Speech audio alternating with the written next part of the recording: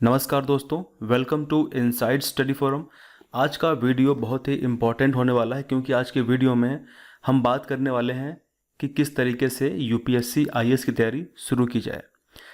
यानी अगर आपको बिल्कुल भी कुछ नहीं पता है, आप ग्रेजुएशन में हैं, आप यूपीएससी की तैयारी करना चाहते हैं, आपको कुछ भी नहीं पता है कि किस तरीके से तैयारी की जाए, कौन कौन सी इंपॉर्टेंट बातें हैं जो ध्यान में रखनी चाहिए, तो आप इस वीडियो को लास्ट तक देखिएगा। आई होप कि आपको इस वीडियो को देखने के बाद में संपूर्ण जानकारी मिल जाएगी कि किस तरीके से यूपीएससी डिमांड क्या करती है। एक आईएएस ऑफिसर बनने के लिए कौन कौन सी क्वालिटीज़ होना बहुत ज़रूरी है, सारी जानकारी आपको यूपीएससी ने खुद अपने सिलेबस में दी हुई है। लेकिन प्रॉब्लम यह है कि यूपीएससी के दिए गए सिलेबस को कोई सही तरीके से पढ़ता नहीं है। ये प्रॉब्लम वाली बात है। तो मैंने वहाँ से कुछ इम्पॉर्टेंट चीज़ें वहाँ से उठाई हैं, क्लिपिंग्स उठाई हैं, उनको एक्सप्लेन किया है और कुछ मेरा अपना एक अलग एक्सपीरियंस है। तो सारी दोनों को मिला करके पूरा एक आपको पैकेज मैं दे रहा हूँ कि किस तरीके से एक ऐसा आईएएस एस्पिरेंट जो यूपीएससी की तैयारी करना चाहता है लेकिन उसे कुछ नहीं पता है तो वो भी आईएएस बन सकता है। तो मैंने कोशिश की है कि इस वीडियो में सारी बातें मैं बताऊं और आपको मैं सारी बातें एग्जैक्टली दिखाऊं कि यूपीएससी ने क्या क्या चीज़ें डिमांड की हैं। तो इस वीडियो को लास्ट तक ज़रूर देखिएगा और अपने फ्रेंड्स तक शेयर करिएगा। अगर आपको पसंद आए तो लाइक करिएगा, क्योंकि आपके लाइक करने से हमें सिर्फ मोटिवेशन मिलता है ताकि हम मोटिवेट होकर के और अच्छे अच्छे वीडियोस कंटेंट ला सकें। इस वीडियो में हम बात करेंगे पूरा प्रीलिम्स, मेंस और इंटरव्यू तक कि कौन कौन सी इंपॉर्टेंट बातें हैं जो प्रीलिम्स के लिए इंपॉर्टेंट हैं, कौन कौन सी इंपॉर्टेंट बातें हैं जो मेंस के लिए इंपॉर्टेंट हैं, प्रीलिम्स का सिलेबस क्या है, कौन कौन सी चीज़ें प्रीलिम्स में बेसिकली आती हैं, कौन कौन चीज़ें मेंस में आती हैं, सेपरेटली आती हैं। तो सारी बातें हम करेंगे।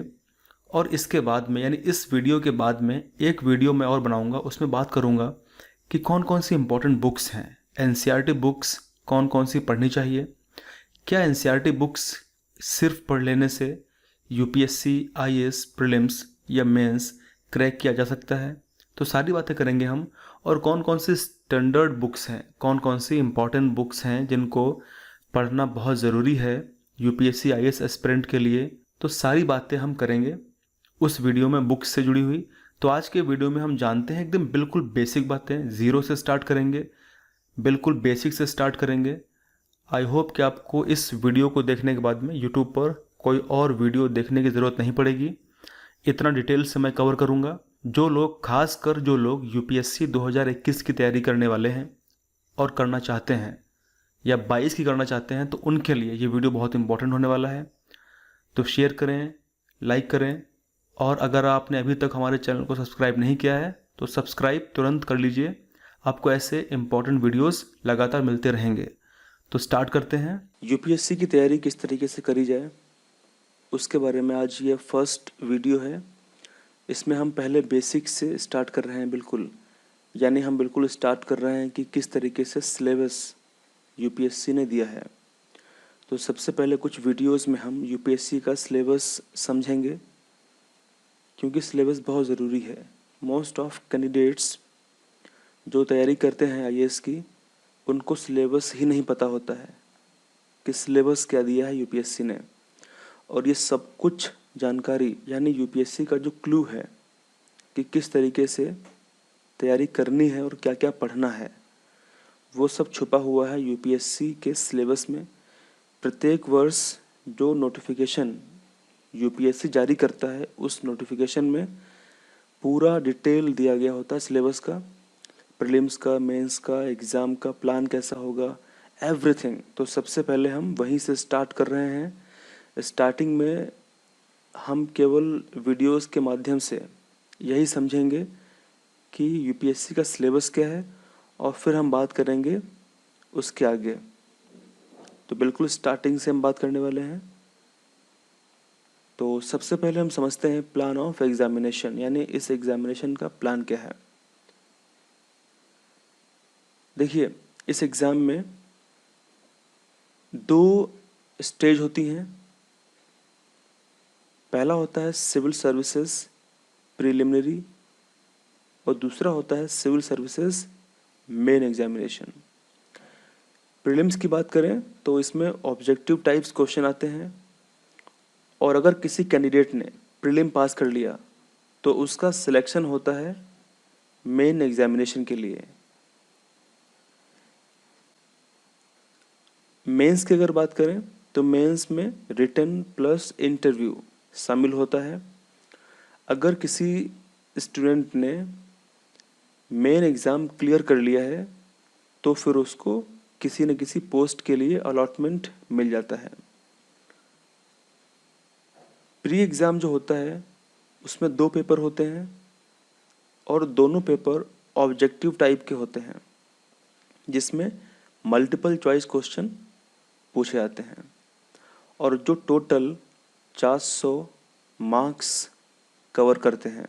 सबसे इम्पोर्टेंट बात यह है कि प्रीलिम्स जो एग्ज़ाम है वो केवल स्क्रीनिंग टेस्ट होता है, यानी वो केवल आपका फर्स्ट स्टेज क्लियर होता है और सेकंड स्टेज यानी मेंस में एंट्री देने के लिए होता है, क्योंकि उसके मार्क्स मेंस में नहीं जुड़ते हैं।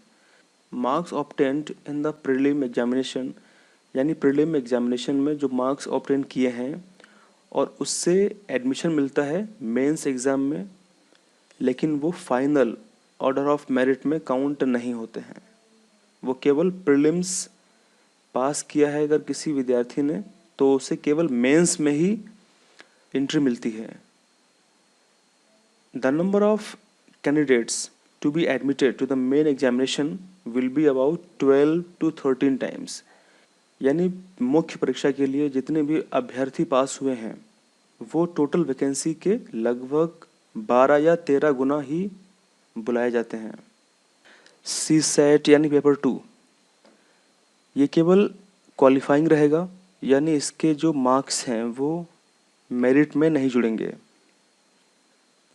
मतलब ये है कि प्रीलिम्स की अगर बात करें तो प्रीलिम्स में GS1 और GS2, GS1 जिसके अंदर हिस्ट्री, ज्योग्राफी, पॉलिटी, इकोनॉमिक्स और साइंस के क्वेश्चंस रहेंगे, GS2 जिसके अंदर aptitude, reasoning, logic, English comprehension questions रहेंगे। पेपर 2 जो है उसमें 33% मार्क्स लेना बहुत ज़रूरी है, नहीं तो स्टूडेंट्स को डिसक्वालीफाई कर दिया जाएगा। और पेपर 1 जो है उसके मार्क्स काउंट होंगे मेरिट में। नेगेटिव मार्किंग की अगर बात करें तो प्रत्येक इनकरेक्ट आंसर पर 0.33 मार्क्स काटे जाएंगे। अगर कोई कैंडिडेट एक से अधिक आंसर को टिक मार देता है तो उसका रॉन्ग आंसर ट्रीट किया जाएगा, चाहे उसमें से कोई एक आंसर करेक्ट क्यों ना हो। अगर कोई स्टूडेंट ब्लैंक छोड़ देता है, टिक नहीं मारता है किसी भी आंसर को, तो उस कैंडिडेट को कोई भी मार्क्स नहीं दिए जाएंगे और ना ही कोई पेनल्टी लगाई जाएगी। मेन एग्ज़ाम की अगर बात करें तो इसमें रिटन और इंटरव्यू होता है।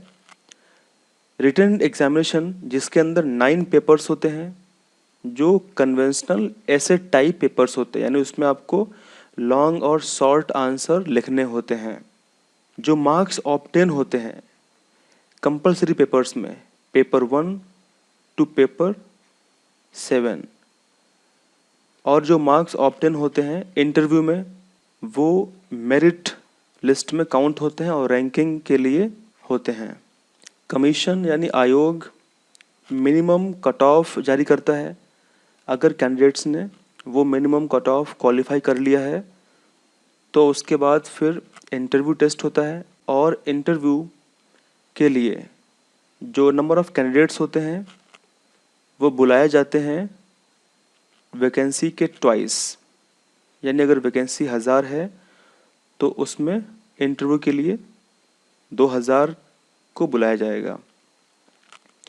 और इंटरव्यू कैरी करता है 275 मार्क्स, यानी बहुत ही इम्पोर्टेंट रोल प्ले कर सकता है अगर आपके मेंस में मार्क्स कम आए हैं तो।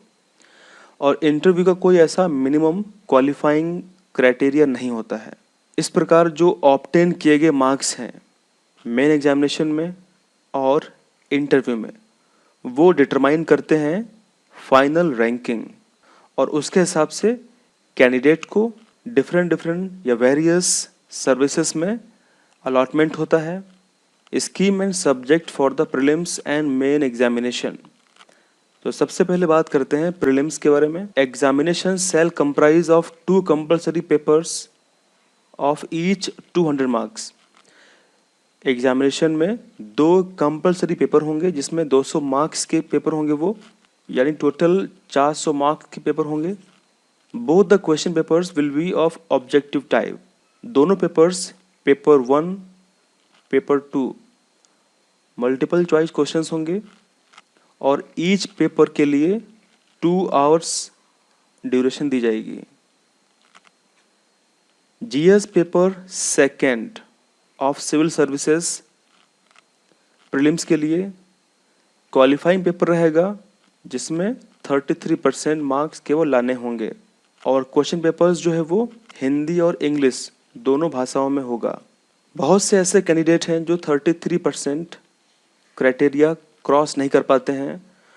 उनके जीएस पेपर 1 में जिसकी मेरिट काउंट होती है और जिससे कट ऑफ डिसाइड होती है, उसमें उनके नंबर बहुत ज़्यादा होते हैं, अच्छे होते हैं, 120 होते हैं, 130 होते हैं, लेकिन वो सीसैट पेपर 2 में 33% क्राइटेरिया पास नहीं कर पाते हैं और इसीलिए वो प्रीलिम्स क्लियर नहीं कर पाते हैं। तो सीसैट को हल्के में मत लेना, क्योंकि सीसैट में क्वेश्चंस बहुत ही अजीब तरीके से पूछे जाते हैं, तो इसको भी आप प्रैक्टिस करते रहना। Main examination, the written examination will consist of following papers. लिखित परीक्षा में निम्न पेपर्स होंगे। तो सबसे पहले बात करते हैं हम क्वालिफाइंग पेपर के बारे में कि कौन कौन से पेपर्स केवल क्वालिफाइंग स्टेज के होंगे।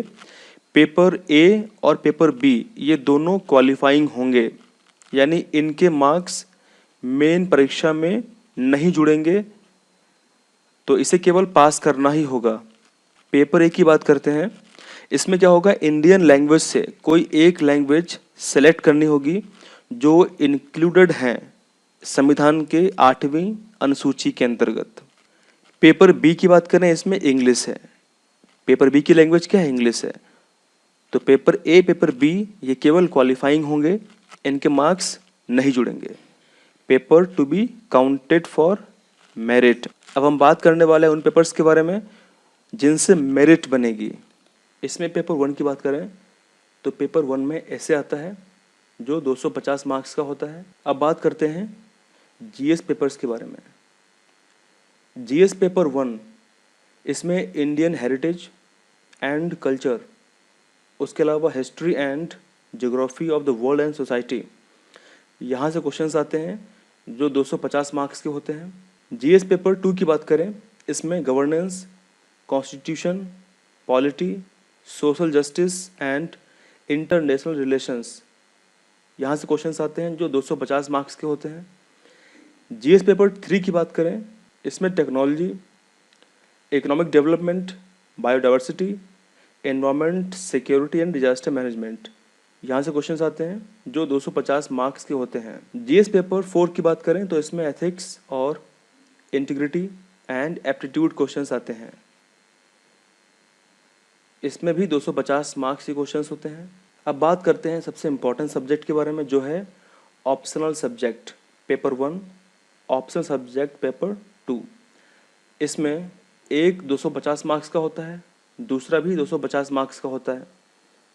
अगर हम दोनों को मिला लें तो 500 मार्क्स के पेपर होते हैं दोनों। तो ऑप्शनल पेपर डिफाइन करता है कि आपकी रैंक कौन सी आएगी। अगर आपके मार्क्स कम आए इन पेपर्स में तो हो सकता है आप मेंस क्लियर ना कर पाएँ, और इसीलिए आप इस तरीके से ऑप्शनल को सेलेक्ट करिए जिसमें आपका इंटरेस्ट अच्छा हो। आगे हम बात करेंगे कि किस तरीके से ऑप्शनल को चूज़ किया जाए और कौन सा बेस्ट ऑप्शनल माना जाता है। ऐसा कोई क्राइटेरिया नहीं है कि कौन सा ऑप्शनल बेस्ट है, सब टोटल रिटन टेस्ट। इसमें टोटल जोड़ दें अगर तो 1750 मार्क्स होते हैं, और इंटरव्यू को अगर जोड़ दिया जाए, इंटरव्यू बेसिकली पर्सनालिटी टेस्ट होता है, इसके 275 मार्क्स होते हैं। तो टोटल अगर मार्क्स बात करें हम मेन एग्जामिनेशन की, 2025 मार्क्स का टोटल मेन एग्ज़ाम होता है जिसमें रिटन टेस्ट प्लस इंटरव्यू शामिल होता है। 2019 की अगर हम बात करें तो इसमें प्रीलिम्स की जो कट ऑफ गई थी वो 98 मार्क्स थी आउट ऑफ 200। बिल्कुल यही सेम 2018 में भी था। इसमें भी प्रीलिम्स की कट ऑफ 98 गई थी, यानी पेपर का लेवल दोनों ही वर्ष 2018 में और 2019 में अच्छा था, इसीलिए कट ऑफ 98 गई out of 200। The papers on Indian languages and English, यानी पेपर ए में इंडियन लैंग्वेज पेपर चूज़ करना होगा और पेपर बी में इंग्लिश पेपर चूज़ करना होगा। इसमें ये बेस्ड होंगे मैट्रिकुलेशन या फिर इक्विवेलेंट स्टैंडर्ड पे। मैट्रिकुलेशन का मतलब होता है 10th स्टैंडर्ड, तो 10th स्टैंडर्ड के आधार पर बेस्ड होंगे ये, और इनका नेचर क्वालिफाइंग होगा, यानी इन पेपर्स में जो मार्क्स ऑब्टेन किए गए होंगे वो फाइनल रैंकिंग में काउंट नहीं होंगे, केवल क्वालिफाई करना होगा। और इन पेपर्स को क्वालिफाई करना बहुत ज़रूरी है, क्योंकि अगर किसी व्यक्ति ने पेपर ए और पेपर बी को क्वालिफाई नहीं कर पाया तो फाइनली उसका ऐसे और जीएस के सारे पेपर्स एंड ऑप्शनल वो काउंट नहीं होगा, वो चेक नहीं किया जाएगा।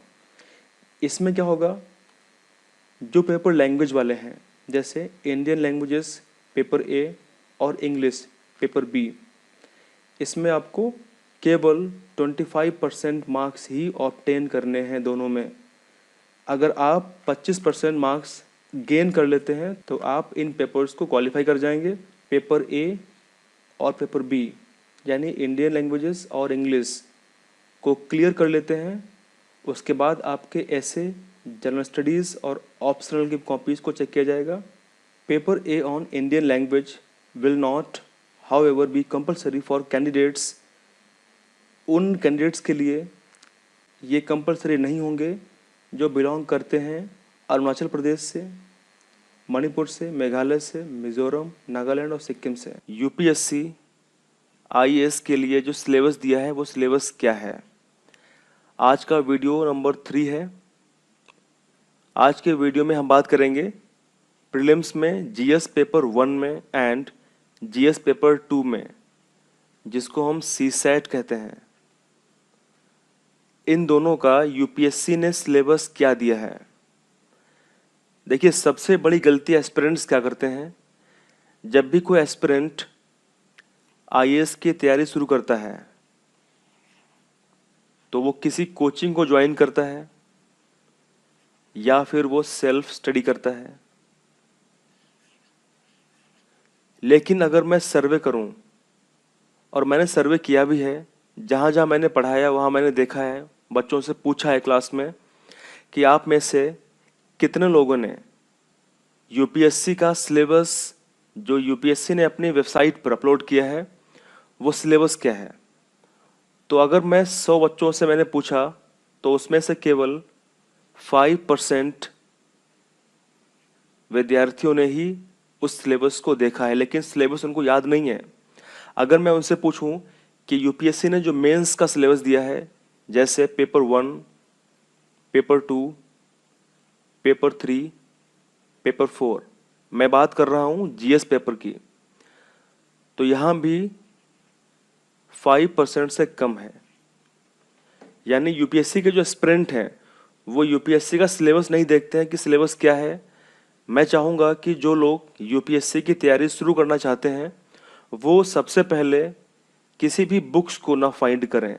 ऐसा नहीं कि लक्ष्मीकांत इंडियन पॉलिटी के लिए, इकोनॉमिक्स के लिए संजीव वर्मा या शंकर गणेश या कोई अदर बुक को उठाया और पढ़ना शुरू कर दिया।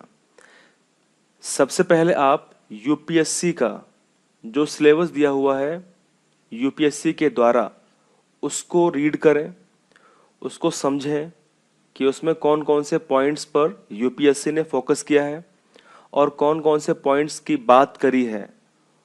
उन पॉइंट्स को नोट कर लें और दिमाग में रखें जब भी कोई बुक्स को रीड करें, चाहे वो एनसीईआरटी हो या फिर कोई दूसरी स्टैंडर्ड बुक हो। क्योंकि अगर आपके दिमाग में यूपीएससी का दिया हुआ सिलेबस रहेगा तो आप इजीली जो भी बुक्स पढ़ेंगे वहाँ पे आप उन चीज़ों को पॉइंट आउट कर पाएंगे। और इसका फ़ायदा एक और ये मिलता है कि जब भी आप कोई भी न्यूज़पेपर जैसे द हिंदू या फिर इंडियन एक्सप्रेस पढ़ते हैं तो अगर आपके दिमाग में जीएस पेपर 1, 2, 3 इनका सिलेबस रहता है तो आप क्या करते हैं, इन न्यूज़पेपर में सबसे पहले उन्हीं चीज़ों को फाइंड करते हैं कि जैसे आपने अगर कोई भी आर्टिकल साइंस एंड टेक से रिलेटेड द हिंदू में पढ़ा तो आप तुरंत उसको रिलेट कर लेंगे कि ये जीएस पेपर 3 से संबंधित है। या अगर आपने कोई भी इंटरनेशनल रिलेशंस से संबंधित आर्टिकल पढ़ा तो आप उसको तुरंत जीएस पेपर 2 से रिलेट कर लेंगे। इससे क्या होगा, आपके दिमाग में वो चीज़ लंबे समय तक स्टोर रहेगी और आप एक सही दिशा में, आप एक सही डायरेक्शन में काम कर पाएंगे। तो मैं चाहूँगा कि आप सबसे पहले यूपीएससी का सिलेबस पढ़ें। आज मैं बात करने वाला हूँ प्रीलिम्स के बारे में, फिर मैं बात करूँगा आगे आने वाले वीडियोस में यूपीएससी का मेंस का सिलेबस पूरा point to point, Hindi as well as English में। तो स्टार्ट करते हैं आज का वीडियो।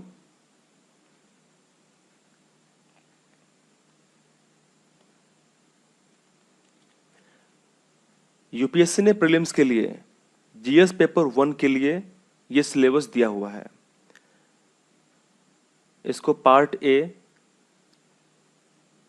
प्रीलिम्स एग्जामिनेशन, जिसकी ड्यूरेशन है 2 आवर्स। ये पेपर 1 है, दिस इज जीएस पेपर 1 और ये 200 मार्क्स कवर करता है। इस 200 मार्क में आपको केवल 105 से 115 यानी 105 से 115 आईएएस के लिए लाने होंगे। आप इजीली आईएएस क्रैक कर लेंगे। तो सबसे पहले हम बात करते हैं current events of national and international importance. सबसे इम्पोर्टेंट बात यूपीएससी ने बताई है कि आपको national as well as international जो इम्पोर्टेंस के इवेंट्स होते रहते हैं वो आपको तैयार करने हैं। इसको हम सिंपली बोलें करंट अफेयर्स। इसके लिए बेस्ट सोर्स क्या है, आप द हिंदू न्यूज़पेपर या फिर इंडियन एक्सप्रेस न्यूज़पेपर पढ़ेंगे तो आपको ये सारे इंटरनेशनल या नेशनल इम्पोर्टेंस के न्यूज़ वहाँ पे मिलते रहेंगे। और उसके साथों साथ आप अगर कोई एक मैगज़ीन भी पढ़ेंगे तो वहाँ से आपको सारे पॉइंट्स, इम्पोर्टेंट पॉइंट्स मिलते रहेंगे। आगे हम बात करेंगे विस्तार से कि किस तरीके से न्यूज़पेपर को पढ़ा जाए। Number 2, history of India and Indian national movement, यानी भारत का इतिहास और भारत का राष्ट्रीय आंदोलन। Next, Indian and world geography physical, Bharat और विश्व भूगोल physical, social economic geography of India and the world. तो सिंपली इसको हम ज्योग्राफी में कैटेगराइज करेंगे और इसको हम हिस्ट्री में कैटेगराइज करेंगे। Next, Indian polity and governance, constitution, political system, Panchayati Raj, public policy, rights issues. This is Indian polity and constitution. अब देखिए, इसके लिए जो सबसे इम्पोर्टेंट बुक है वो है लक्ष्मीकांत। अगर आपने लक्ष्मीकांत बुक की एटलीस्ट 4 और 5 टाइम्स कंप्लीटली स्मार्ट वे से फिनिश कर लिया तो आप इजली 90% से अबव गेन करेंगे प्रीलिम्स में। बशर्ते आपको एटलीस्ट इस बुक को 4 से 5 बार रिवाइज करना ही पड़ेगा।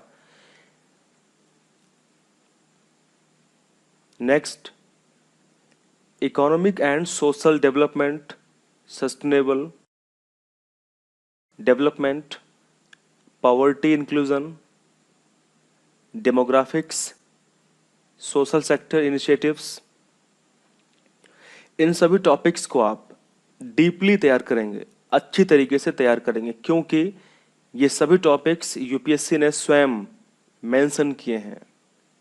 Next, general issues on environmental ecology, biodiversity, climate change, ये यहाँ पे इतना पूछेगा। आगे लिखा हुआ है that do not require subject specialization, यानी general issue on environmental ecology, biodiversity and climate change के लिए आपको कोई सब्जेक्ट स्पेशलाइजेशन नहीं रिक्वायर है। लेकिन बट अगर आप यूपीएससी के प्रीवियस ईयर क्वेश्चंस उठा के देखेंगे तो आप रियलाइज करेंगे कि जो क्वेश्चंस लेवल है, जो क्वेश्चन का लेवल है इन्वायरमेंट से, इकोलॉजी से, वो बहुत ही एक अच्छे स्टैंडर्ड का लेवल है। उसके लिए आप को बहुत ही अच्छी स्टैंडर्ड की बुक्स पढ़नी होंगी, लेकिन उसकी स्टार्टिंग आप करेंगे एनसीईआरटी से। तो कौन कौन सी बुक्स इंपॉर्टेंट हैं प्रीलिम्स के लिए और कौन कौन सी बुक्स इंपॉर्टेंट है मेंस के लिए, इसकी बात हम करेंगे एक अलग सेपरेट वीडियो में। And next, general science. अब क्योंकि जनरल साइंस में अगर हम बात करें तो फिजिक्स, केमिस्ट्री एंड बायोलॉजी आता है, लेकिन यूपीएससी में फिजिक्स से क्वेश्चंस बहुत कम आते हैं, केमिस्ट्री से 1 या 2 क्वेश्चंस आ सकते हैं एंड बायो से भी क्वेश्चंस 1 या 2 आ सकते हैं। यहाँ पे हम बात करेंगे साइंस एंड टेक की। यूपीएससी जनरल क्वेश्चंस पूछता है साइंस एंड टेक से, और इसमें क्वेश्चंस मोस्टली बेस होते हैं करंट इवेंट्स, यानी करंट अफेयर्स पे based questions science and tech के यूपीएससी उठाता है, जो आपको द हिंदू या फिर इंडियन एक्सप्रेस से इजीली मिल जाएंगे, या आप अगर कोई मैगजीन पढ़ते हैं जैसे विजन आईएएस या कोई अदर मैगजीन, तो वहाँ से भी आपको मिल जाएंगे। अब देखिए, एक चीज़ तो सबसे इम्पोर्टेंट ये है कि कोई भी बंदा अगर 18 घंटे पढ़ता है और उसने history, geography, economics, science and tech, polity, यानी सभी सब्जेक्ट्स को क्लियर कर लिया है, पढ़ लिया है, प्रिपेयर कर लिया है, लेकिन फिर भी जब वो प्रीलिम्स में अपीयर होगा वहाँ पे वो सिर्फ 35 to 45% ही क्वेश्चंस अटेम्प्ट कर पाएगा, लेकिन क्वेश्चंस आपको एटलीस्ट 90 प्लस करके आना है, क्योंकि कम क्वेश्चंस नहीं करना है आपको क्वेश्चंस ज़्यादा अटेम्प्ट करना है। अब इसमें करना क्या होगा, आप कुछ तुक्का लगाएंगे। जैसे मान लीजिए 100 क्वेश्चंस में से आपने 40 क्वेश्चंस कर लिए जो आपको पता थे, बाकी के 60 क्वेश्चंस बचे। अब आपको बाकी के 60 क्वेश्चंस नहीं करने, आपको सिर्फ उसमें से 50 या 55 क्वेश्चंस करने हैं, लेकिन आप कैसे करेंगे, इसके लिए आप तुक्का लगाएंगे। तो अगर आप तुक्का लगाएंगे तो तुक्का के चांस बहुत कम होते हैं, लेकिन अगर आप इंटेलेक्चुअल गेसिंग करेंगे, क्योंकि जो भी आपने पढ़ा है उसी का आधार बना के अगर आप इंटेलेक्चुअल गेसिंग करेंगे तो आप इजीली प्रीलिम्स क्लियर कर पाएंगे। ये टेक्निक, इंटेलेक्चुअल गेसिंग की जो टेक्निक है, ये टेक्निक हम आगे बात करेंगे जब हम यूपीएससी प्रीलिम्स के प्रीवियस ईयर क्वेश्चन सॉल्व करेंगे। वहाँ पे आपको बताऊंगा मैं कि किस तरीके से ये प्रीलिम्स की जो ट्रिक है गेसिंग की वो कैसे काम करती है। लेकिन उसके लिए आपको जो बेसिक इंफॉर्मेशन है वो होनी ही चाहिए, तभी आप गेसिंग कर पाएंगे। तो अब हम बात करते हैं जीएस पेपर नंबर सेकेंड, जिसको हम सी सैट कहते हैं। ये भी 200 मार्क्स का होता है और टाइम 2 आवर्स का होता है। इसमें कौन कौन से टॉपिक्स आते हैं? इसमें comprehension, interpersonal skills including communication skills, logical reasoning and analytical ability, decision making and problem solving, general mental ability and basic numeracy, जिसमें numbers and their relations, order of magnitude जो क्लास 10th के level के होंगे, data interpretation, charts, graphs, table, DS जो class 10th के level के होंगे। अब इसमें सबसे इम्पोर्टेंट बात जो आपको याद रखनी है वो ये है कि इस पेपर के जो मार्क्स आप ऑब्टेन करेंगे वो जो मेरिट बनेगी कट ऑफ के लिए उसमें काउंट नहीं होंगे। ये केवल एक क्वालिफाइंग पेपर है, इसमें आपको केवल 33% मार्क्स सिक्योर करने हैं। अब ट्रेंड क्या चल रहा है, कोई भी आईएएस का एस्पिरेंट हो वो केवल जीएस पेपर 1 में फोकस करता है, जिसमें history, geography, polity, economic, science है, वो यही पढ़ता रहता है। और जब पेपर का 15 दिन बचते हैं तब वो पेपर 2 उठा के देखते हैं, क्योंकि अब जो लेवल पेपर 2 का आ रहा है वो बहुत डिफ़िकल्ट होने वाला है। इसमें बहुत से विद्यार्थी 33% मार्क्स भी गेन नहीं कर पा रहे हैं और वो इस पेपर में फेल हो जा रहे हैं। इसकी वजह से भले वो पेपर 1 में 120 मार्क्स गेन कर लें, लेकिन अगर आप पेपर 2 में 33 का जो क्राइटेरिया है उसको मीट नहीं करेंगे तो फिर आपकी कॉपी चेक नहीं होगी और आपकी मेहनत व्यर्थ चली जाएगी। तो मैं कहना चाहूँगा कि पेपर 2 को यानी सी सैट को हल्के में ना लें। इसके लिए भी जो बेसिक मैथ्स है, रीजनिंग है और इंग्लिश की जो नॉलेज है वो आप लेते रहें और एटलीस्ट 10 ईयर के जो पेपर हैं सी सैट के उनको आप ज़रूर सॉल्व करके जाएं और जहाँ पे आप फंसें उसको आप करेक्ट करके जाएं। यूपीएससी मेन एग्जामिनेशन के बारे में इसमें हम बात करेंगे qualifying papers on Indian languages and English, यानी भारतीय भाषाओं और इंग्लिश पर जो क्वालिफाइंग पेपर्स होते हैं उनके बारे में बात करेंगे और हम जानेंगे कि आखिर यूपीएससी मेंस में लिखना क्या होता है। सबसे बड़ा पॉइंट यही है कि यूपीएससी मेंस में कैसे लिखें और क्या लिखें ताकि अच्छे मार्क्स मिलें। सेकंड, मेंस की तैयारी करने से पहले किन किन इम्पोर्टेंट बातों का ध्यान रखना बहुत ज़रूरी है। यूपीएससी के द्वारा दिया गया नोटिफिकेशन जिसमें सिलेबस और ऑल डिटेल्स होती है वो कोई पढ़ता ही नहीं है। अगर उसको आपने सही से पढ़ा है तो वहाँ पे आपको सारे क्लूज मिलेंगे कि क्या क्या हम मेंस में, प्रीलिम्स में, इंटरव्यू में क्या क्या वो पूछने वाले हैं।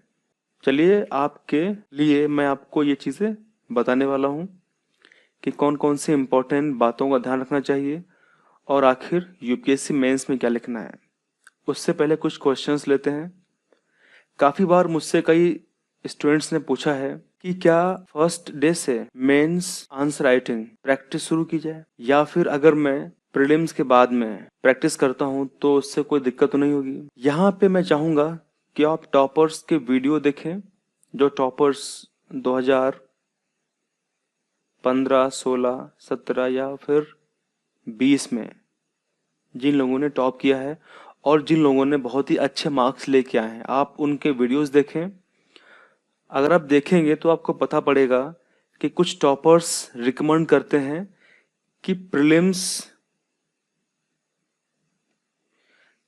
की प्रिपरेशन के दौरान आप मेंस आंसर राइटिंग प्रैक्टिस कर सकते हैं, और कुछ टॉपर्स रिकमेंड करते हैं कि मैंने कभी भी प्रीलिम्स के दौरान मेंस में किसी भी प्रकार की कोई भी आंसर राइटिंग नहीं करी है।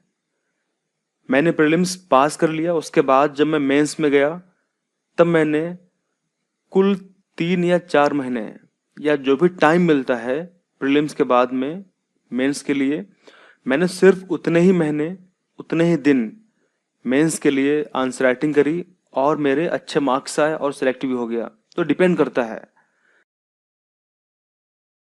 मैं चाहता हूं कि सबसे पहले बिफोर राइटिंग एनीथिंग, कुछ भी लिखने से पहले आप ये सुनिश्चित कर लें कि जो क्वेश्चन आपसे पूछा जा रहा है क्या उसके बारे में आप अवेयर हैं।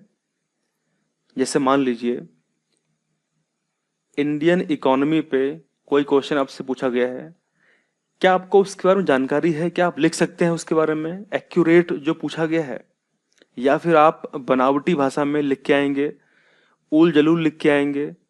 अगर आप ऐसा प्रैक्टिस करने वाले हैं तो मैं चाहता हूं कि प्रैक्टिस ना करें। सबसे पहले उस कॉन्सेप्ट को, उस टॉपिक को सही तरीके से समझें, उसके बाद फिर आंसर राइटिंग प्रैक्टिस करें। इससे क्या होगा, आप एक सही दिशा में प्रैक्टिस कर पाएंगे। तो चलिए स्टार्ट करते हैं आज का हमारा वीडियो।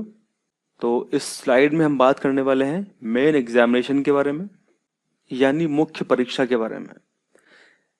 देखिए इसका मीनिंग क्या है।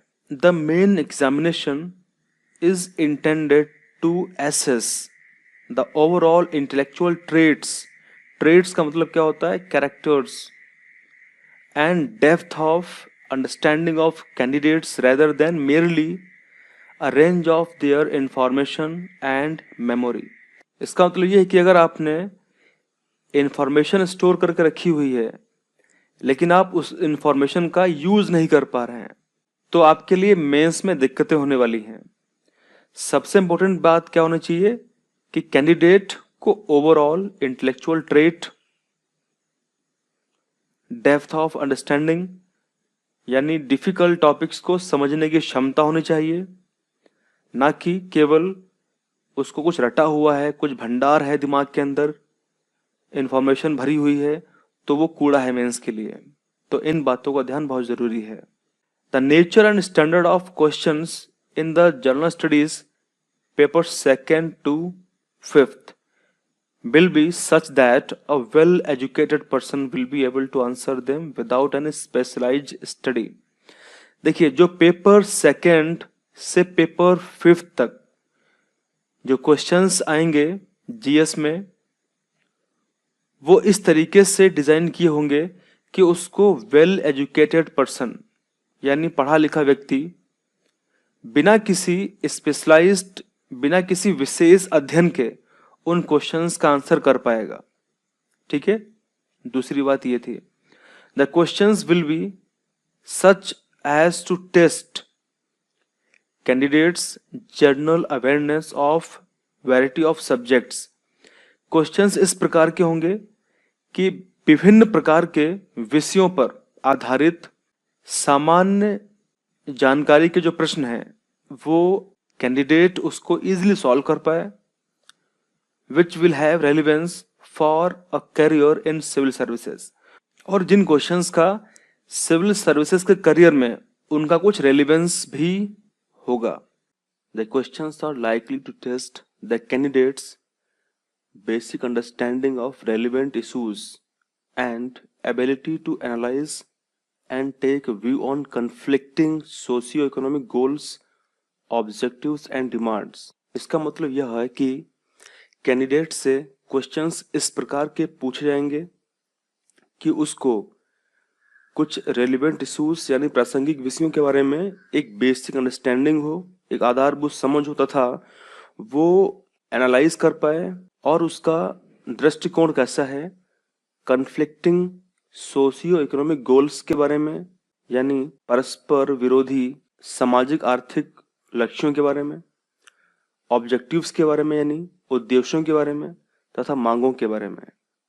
तो इस प्रकार से क्वेश्चंस आपसे मेंस में पूछे जाएंगे। The candidates must give relevant, meaningful and सक्सेंट answer, यानी उम्मीदवार संगत, सार्थक और सारगर्भित उत्तर दें। ऐसा नहीं है कि वो जो मन में आए उल जलूल लिख दें। The scope of syllabus for optional subjects, जो पेपर 6 और 7 होगा for the examination, is broadly of the honour degree, यानी जो ऑप्शनल सब्जेक्ट होंगे वो मोटे तौर पर ऑनर डिग्री स्तर के होंगे। देखिए, ऑनर डिग्री का मतलब होता है कि बैचलर डिग्री, यानी जो सिंपल ग्रेजुएशन होता है, एक बीएससी सिंपल होता है, दूसरा बीएससी ऑनर्स होता है। एक बीए सिंपल होता है, दूसरा बीए ऑनर्स होता है। तो क्वेश्चंस ऑप्शनल में ऑनर्स लेवल के आएंगे। जो बैचलर डिग्री से थोड़ा हायर लेवल के होंगे, लेकिन मास्टर डिग्री से थोड़ा सा नीचे लेवल के होंगे। लेकिन इंजीनियरिंग, मेडिकल एंड लॉ, इन तीन के ऑप्शनल किस किस के, इंजीनियरिंग, मेडिकल एंड लॉ के जो ऑप्शनल हैं वो बैचलर डिग्री के ही होंगे। अब बात करते हैं कि सिविल सेवा की जो मुख्य परीक्षा है उसकी स्कीम में कौन कौन से पेपर्स को शामिल किया गया है। तो इसमें अभी हम जानेंगे क्वालिफाइंग पेपर्स के बारे में ऑन इंडियन लैंग्वेजेस और इंग्लिश।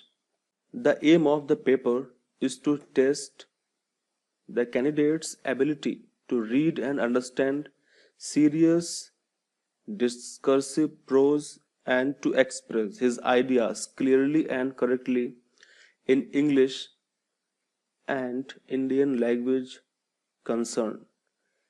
इसका मतलब यह है कि इन पेपर्स का मुख्य जो उद्देश्य है वह यह है कि उम्मीदवार यानी कैंडिडेट की डिस्कर्सिव प्रोज यानी तर्कपूर्ण जो गद्य हैं उनको रीड कर पाना यानी पढ़ पाना और उनको अंडरस्टैंड कर पाना यानी समझ पाना की क्षमता रखता हो और उस पर अपने विचार स्पष्ट और सटीक तरीके से इंग्लिश और संबंधित भाषा में दे सकने की क्षमता रखता हो।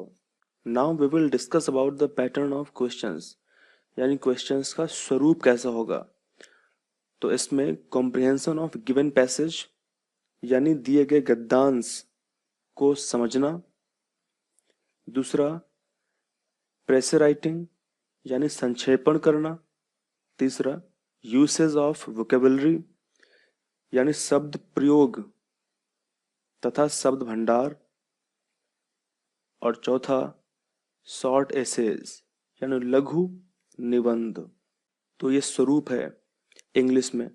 अब बात करते हैं कि इंडियन लैंग्वेज कौन कौन से पैटर्न ऑफ क्वेश्चंस देखने को मिलेंगे। यहाँ भी वही है, comprehension of given passage, precis writing, usage and vocabulary, short essays, और यहाँ पे एक पांचवी चीज जोड़ी गई है जो है translation from English to Indian language and vice versa, यानी अंग्रेजी से भारतीय भाषा तथा भारतीय भाषा से अंग्रेजी में अनुवाद आपको करना होगा। दो बहुत ही इंपॉर्टेंट पॉइंट हैं जिनको आपको ध्यान में रखना ही रखना है।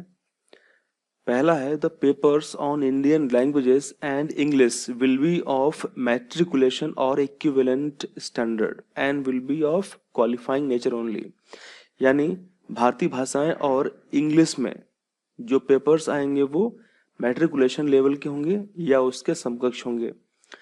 मैट्रिकुलेशन का मतलब होता है कि 10th स्टैंडर्ड के होंगे और जिनका नेचर क्वालिफाइंग होगा, यानी जिसके मार्क्स आपके मेरिट में नहीं जुड़ेंगे। The marks obtain in these papers will not be counted for ranking, यानी इन पेपर्स में ऑब्टेन किए गए मार्क्स को रैंकिंग में जोड़ा नहीं जाएगा। Note number 2, the candidates will have to answer the English and Indian languages papers in English and the respective Indian language except where translation is involved. इसका मतलब यह है कि इंग्लिश तथा भारतीय भाषाओं के प्रश्न पत्रों के उत्तर उम्मीदवारों को अंग्रेजी तथा संबंधित भाषा में देने होंगे। तो ये थे क्वालिफाइंग पेपर्स। अब बात करते हैं पेपर 1 जो ऐसे होता है, और पेपर 2 में जीएस पेपर 1 आता है। पेपर 1 में ऐसे आता है, निबंध आता है। Candidates may be required to write essay on multiple topics, यानी उम्मीदवारों को मल्टीपल विषयों पर निबंध लिखना होगा। They will be expected to keep closely to the subject of essay to arrange their ideas in orderly fashion and to write concisely. ये point बहुत ही इंपॉर्टेंट पॉइंट है, क्योंकि इस पॉइंट में लिखा हुआ है कि कैंडिडेट से अपेक्षा की जाएगी कि वे निबंध के विषय पर ही केंद्रित रहें और अपने विचारों को सुनियोजित रूप से व्यक्त करें और उसे कंसाइसली, संक्षेप में लिखें। Credit will be given for effective and exact expression, यानी प्रभावी और सटीक अभिव्यक्ति के लिए उनको अंक प्रदान किए जाएंगे। यानी अगर आपने इफेक्टिव और एग्जैक्ट एक्सप्रेशन के साथ में निबंध को लिखा है तो डेफिनेटली आपको बढ़िया मार्क्स प्रदान किए जाएंगे ही जाएंगे। तो ये था पेपर 1 जिसमें हमने बात की ऐसे के बारे में कि ऐसे में किन किन इंपॉर्टेंट बातों का ध्यान रखना बहुत जरूरी है। जीएस पेपर 1 के बारे में, और आने वाले वीडियोस में हम बात करेंगे जीएस पेपर 2, 3 के बारे में, और फिर विस्तार से हम कुछ पेपर्स को एनालाइज करेंगे जो पूछे गए हैं प्रीवियस ईयर में। एक चीज बहुत जरूरी है, जो लोग यूपीएससी की तैयारी कर रहे हैं उनके लिए मैं बार बार कहता हूं अपने वीडियोस में कि उनको सबसे पहले यूपीएससी ने जो सिलेबस दिया है, चाहे वो जीएस पेपर 1 का हो या फिर जीएस पेपर 2 का, 3 का हो, वो उनके दिमाग में पूरा सेव होना चाहिए, क्योंकि यूपीएससी मोस्ट ऑफ क्वेश्चंस यहीं से फ्रेम करने वाला है। यानी यूपीएससी ने आपको एक क्लू दिया है कि वो क्वेश्चंस कहां से पूछेगा, लेकिन आज के जो उम्मीदवार हैं वो क्या करते हैं, वो केवल बुक्स उठाते हैं और आंखें बंद करके उसको पढ़ना शुरू कर देते हैं, बशर्ते उनको ये नहीं पता होता है कि उन बुक्स में क्या पढ़ना है। एक बार अगर आप इस सिलेबस को पूरा दिमाग में छाप लेंगे, दिमाग में सेव कर लेंगे, तो जब भी आप बुक्स को रीड करेंगे तो केवल आप उसी चीज को पढ़ेंगे जो चीज आपके दिमाग में है, जो चीज यूपीएससी ने सिलेबस में दी हुई है। एक बार आप बस उसको पहले फिनिश कर लें, फिर आप जितना चाहे उतना नॉलेज बढ़ाएं, क्योंकि अगर आप नॉलेज को इंक्रीज करने में लग जाएंगे तो यूपीएससी एक समंदर है, आप उसमें बह जाएंगे और आपका जो मेन टारगेट है, जो मेन एम है, उससे आप डाइवर्ट हो जाएंगे। तो सबसे पहले यूपीएससी का जो सिलेबस है उसको आप दिमाग में सेव कर लीजिए।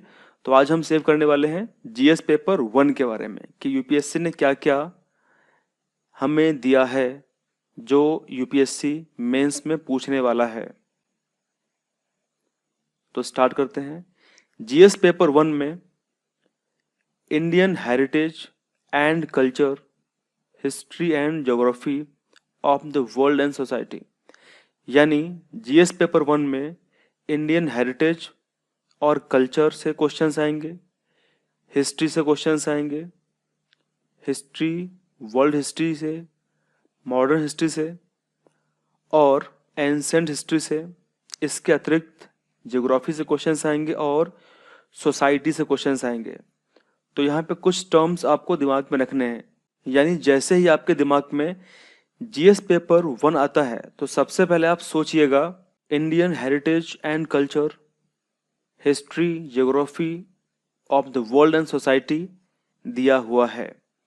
इसके 2 फायदे होंगे, जैसे जब भी आप द हिंदू या फिर इंडियन एक्सप्रेस रीड करेंगे तो आप केवल उन आर्टिकल्स को ही दिमाग में रख करके रीड करेंगे। जैसे अगर किसी भी अच्छे ऑथर ने कोई आर्टिकल लिखा है जो इंडियन हेरिटेज और कल्चर के ऊपर बेस्ड है या फिर हिस्ट्री पर बेस्ड है, तो आप वहाँ से उसको रीड करेंगे और वहाँ से कुछ इंपॉर्टेंट पॉइंट्स को उठाएंगे और उसको आप कैटेगराइज करेंगे जीएस पेपर 1 में।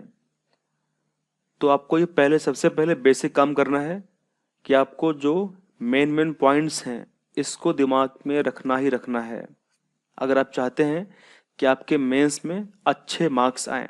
हिंदी में पढ़ते हैं भारतीय विरासत और संस्कृत, विश्व का इतिहास एवं भूगोल और समाज, आपको दिमाग में रखना ही रखना है। तो सबसे पहले हम बात करने वाले हैं मॉडर्न इंडियन हिस्ट्री के बारे में, जैसा कि सिलेबस में डिफाइन किया हुआ है। आधुनिक भारतीय इतिहास, इसमें कौन कौन टॉपिक्स यूपीएससी ने इंक्लूड किए हैं, जैसे modern Indian history from about the middle of 18th century until the present, significant events, personalities, issues. काफ़ी इंपॉर्टेंट पॉइंट यहाँ पे है। यूपीएससी ने इसमें एवरीथिंग इंक्लूड कर दी है। जैसे मॉडर्न हिस्ट्री की जब आप बुक्स पढ़ते हैं तब उन बुक्स में फ्रॉम 18th सेंचुरी से प्रेजेंट तक दिया गया पूरा कंटेंट होता है, तो आप उस कंटेंट को पढ़ेंगे। इसके लिए बिपिन चंद्र या फिर स्पेक्ट्रम बुक्स अच्छी बुक्स हैं, इसको आप प्रीफर कर सकते हैं। इनका लिंक्स आपको नीचे डिस्क्रिप्शन बॉक्स में मिल जाएगा, आप अमेजोन से इसको परचेज भी कर सकते हैं। 18वीं सदी के लगभग मध्य से लेकर वर्तमान समय तक का आधुनिक भारतीय इतिहास और उसमें महत्वपूर्ण घटनाएं, व्यक्तित्व, विषय, यहाँ से क्वेश्चंस आएंगे। कभी कभी प्रीलिम्स में भी क्वेश्चंस पूछे गए हैं, खास करके पर्सनालिटीज पर, और सिग्निफिकेंट इवेंट्स से तो क्वेश्चंस प्रीलिम्स में भी आए हैं। द फ्रीडम स्ट्रगल यानी स्वतंत्रता संग्राम, its various stages and important contributions from different part of the country, इसके विभिन्न चरण और देश के विभिन्न भागों से इसमें अपना योगदान देने वाले महत्वपूर्ण व्यक्ति और उनका योगदान। यहाँ से क्वेश्चंस आने वाले हैं कि भारत के स्वतंत्रता संग्राम में भारत में कहाँ से किन किन लोगों ने, कौन कौन से महत्वपूर्ण व्यक्तियों ने योगदान दिया है, तो यहाँ से क्वेश्चंस भी आएंगे। ये सब आपको मॉडर्न इंडियन हिस्ट्री की बुक्स में इजीली मिल जाएगा। Post independence consolidation and reorganisation within the country, यानी स्वतंत्रता के पश्चात देश के अंदर एकीकरण और पुनर्गठन, यहाँ से क्वेश्चंस आने वाले हैं। कहने का मतलब ये है कि यहाँ पे जितने पॉइंट्स यूपीएससी ने खुद दिए हैं, आपको इन पॉइंट्स को एनी कंडीशन में दिमाग में छापना ही छापना है, और आपको इन पॉइंट्स को बिपिन चंद्रा या फिर स्पेक्ट्रम में या फिर कोई और बुक में आपको इसको रीड करना है, पढ़ना है। कौन कौन सी अच्छी इंपॉर्टेंट बुक्स हो सकती हैं यूपीएससी मेंस के लिए और प्रीलिम्स के लिए, खासकर मॉडर्न इंडियन हिस्ट्री की, उसका लिंक मैं नीचे डिस्क्रिप्शन बॉक्स में दे दूंगा, वहां से आप चेक कर सकते हैं।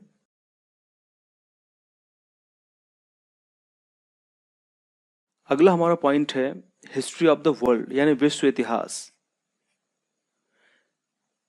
सबसे इंपॉर्टेंट बात यहाँ पे यह है कि प्रीलिम्स में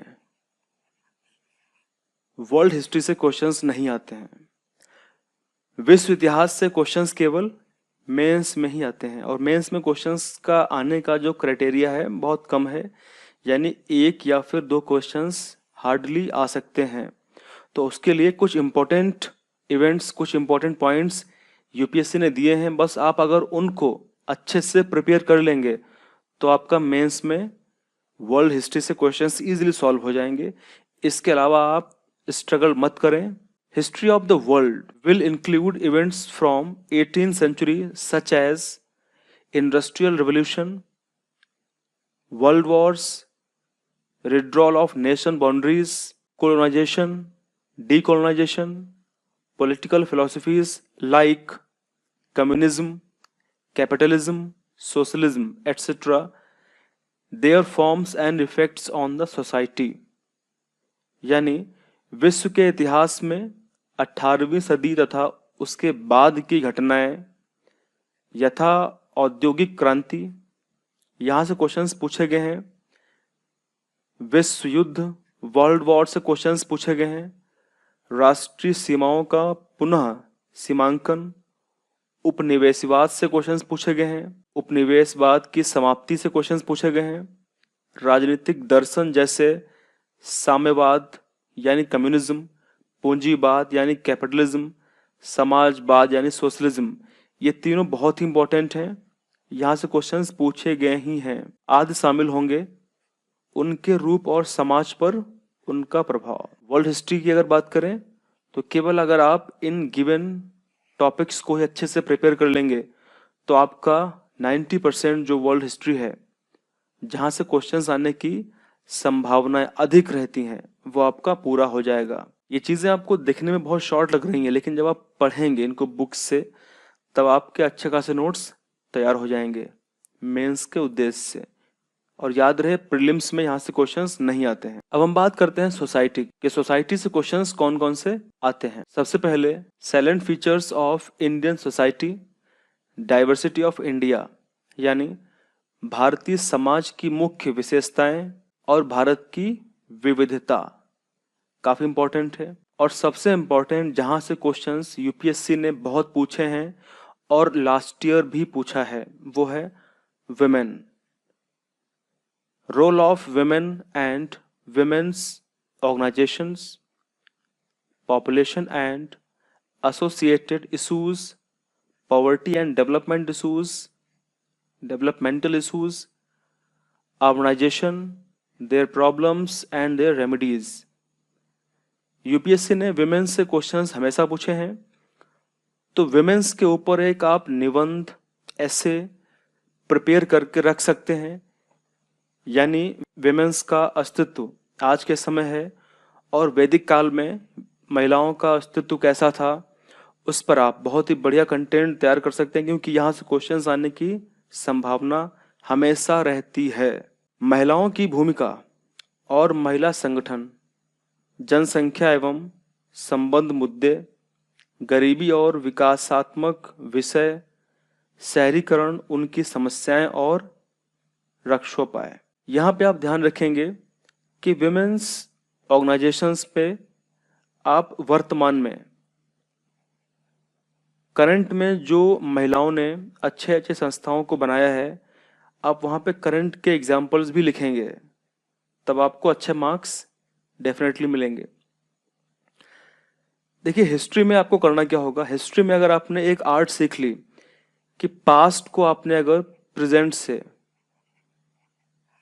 कनेक्ट कर दिया तो आप अच्छे मार्क्स गेन कर पाएंगे। जैसे मान लीजिए अगर आपसे क्वेश्चन पूछा है कि हड़प्पन टाइम पीरियड में किस तरीके से वहाँ का समाज था, लोग वहाँ के क्या करते थे, किस तरीके से वो रहते थे, और उसका आज वर्तमान के संदर्भ में अगर हम बात करें तो उस पर प्रकाश डालिए। तो अगर आप हड़प्पा को आज के समय में कंपेयर कर पाएंगे कि हमने हड़प्पा काल से आज के समय में कौन कौन चीज़ों को सीखा है, क्योंकि हमारी संस्कृति का विकास वहीं से हुआ है, तो आपको ये चीज़ें सीखनी होंगी। नेक्स्ट बात करते हैं effects of globalisation on Indian society. काफ़ी इंपॉर्टेंट पॉइंट है।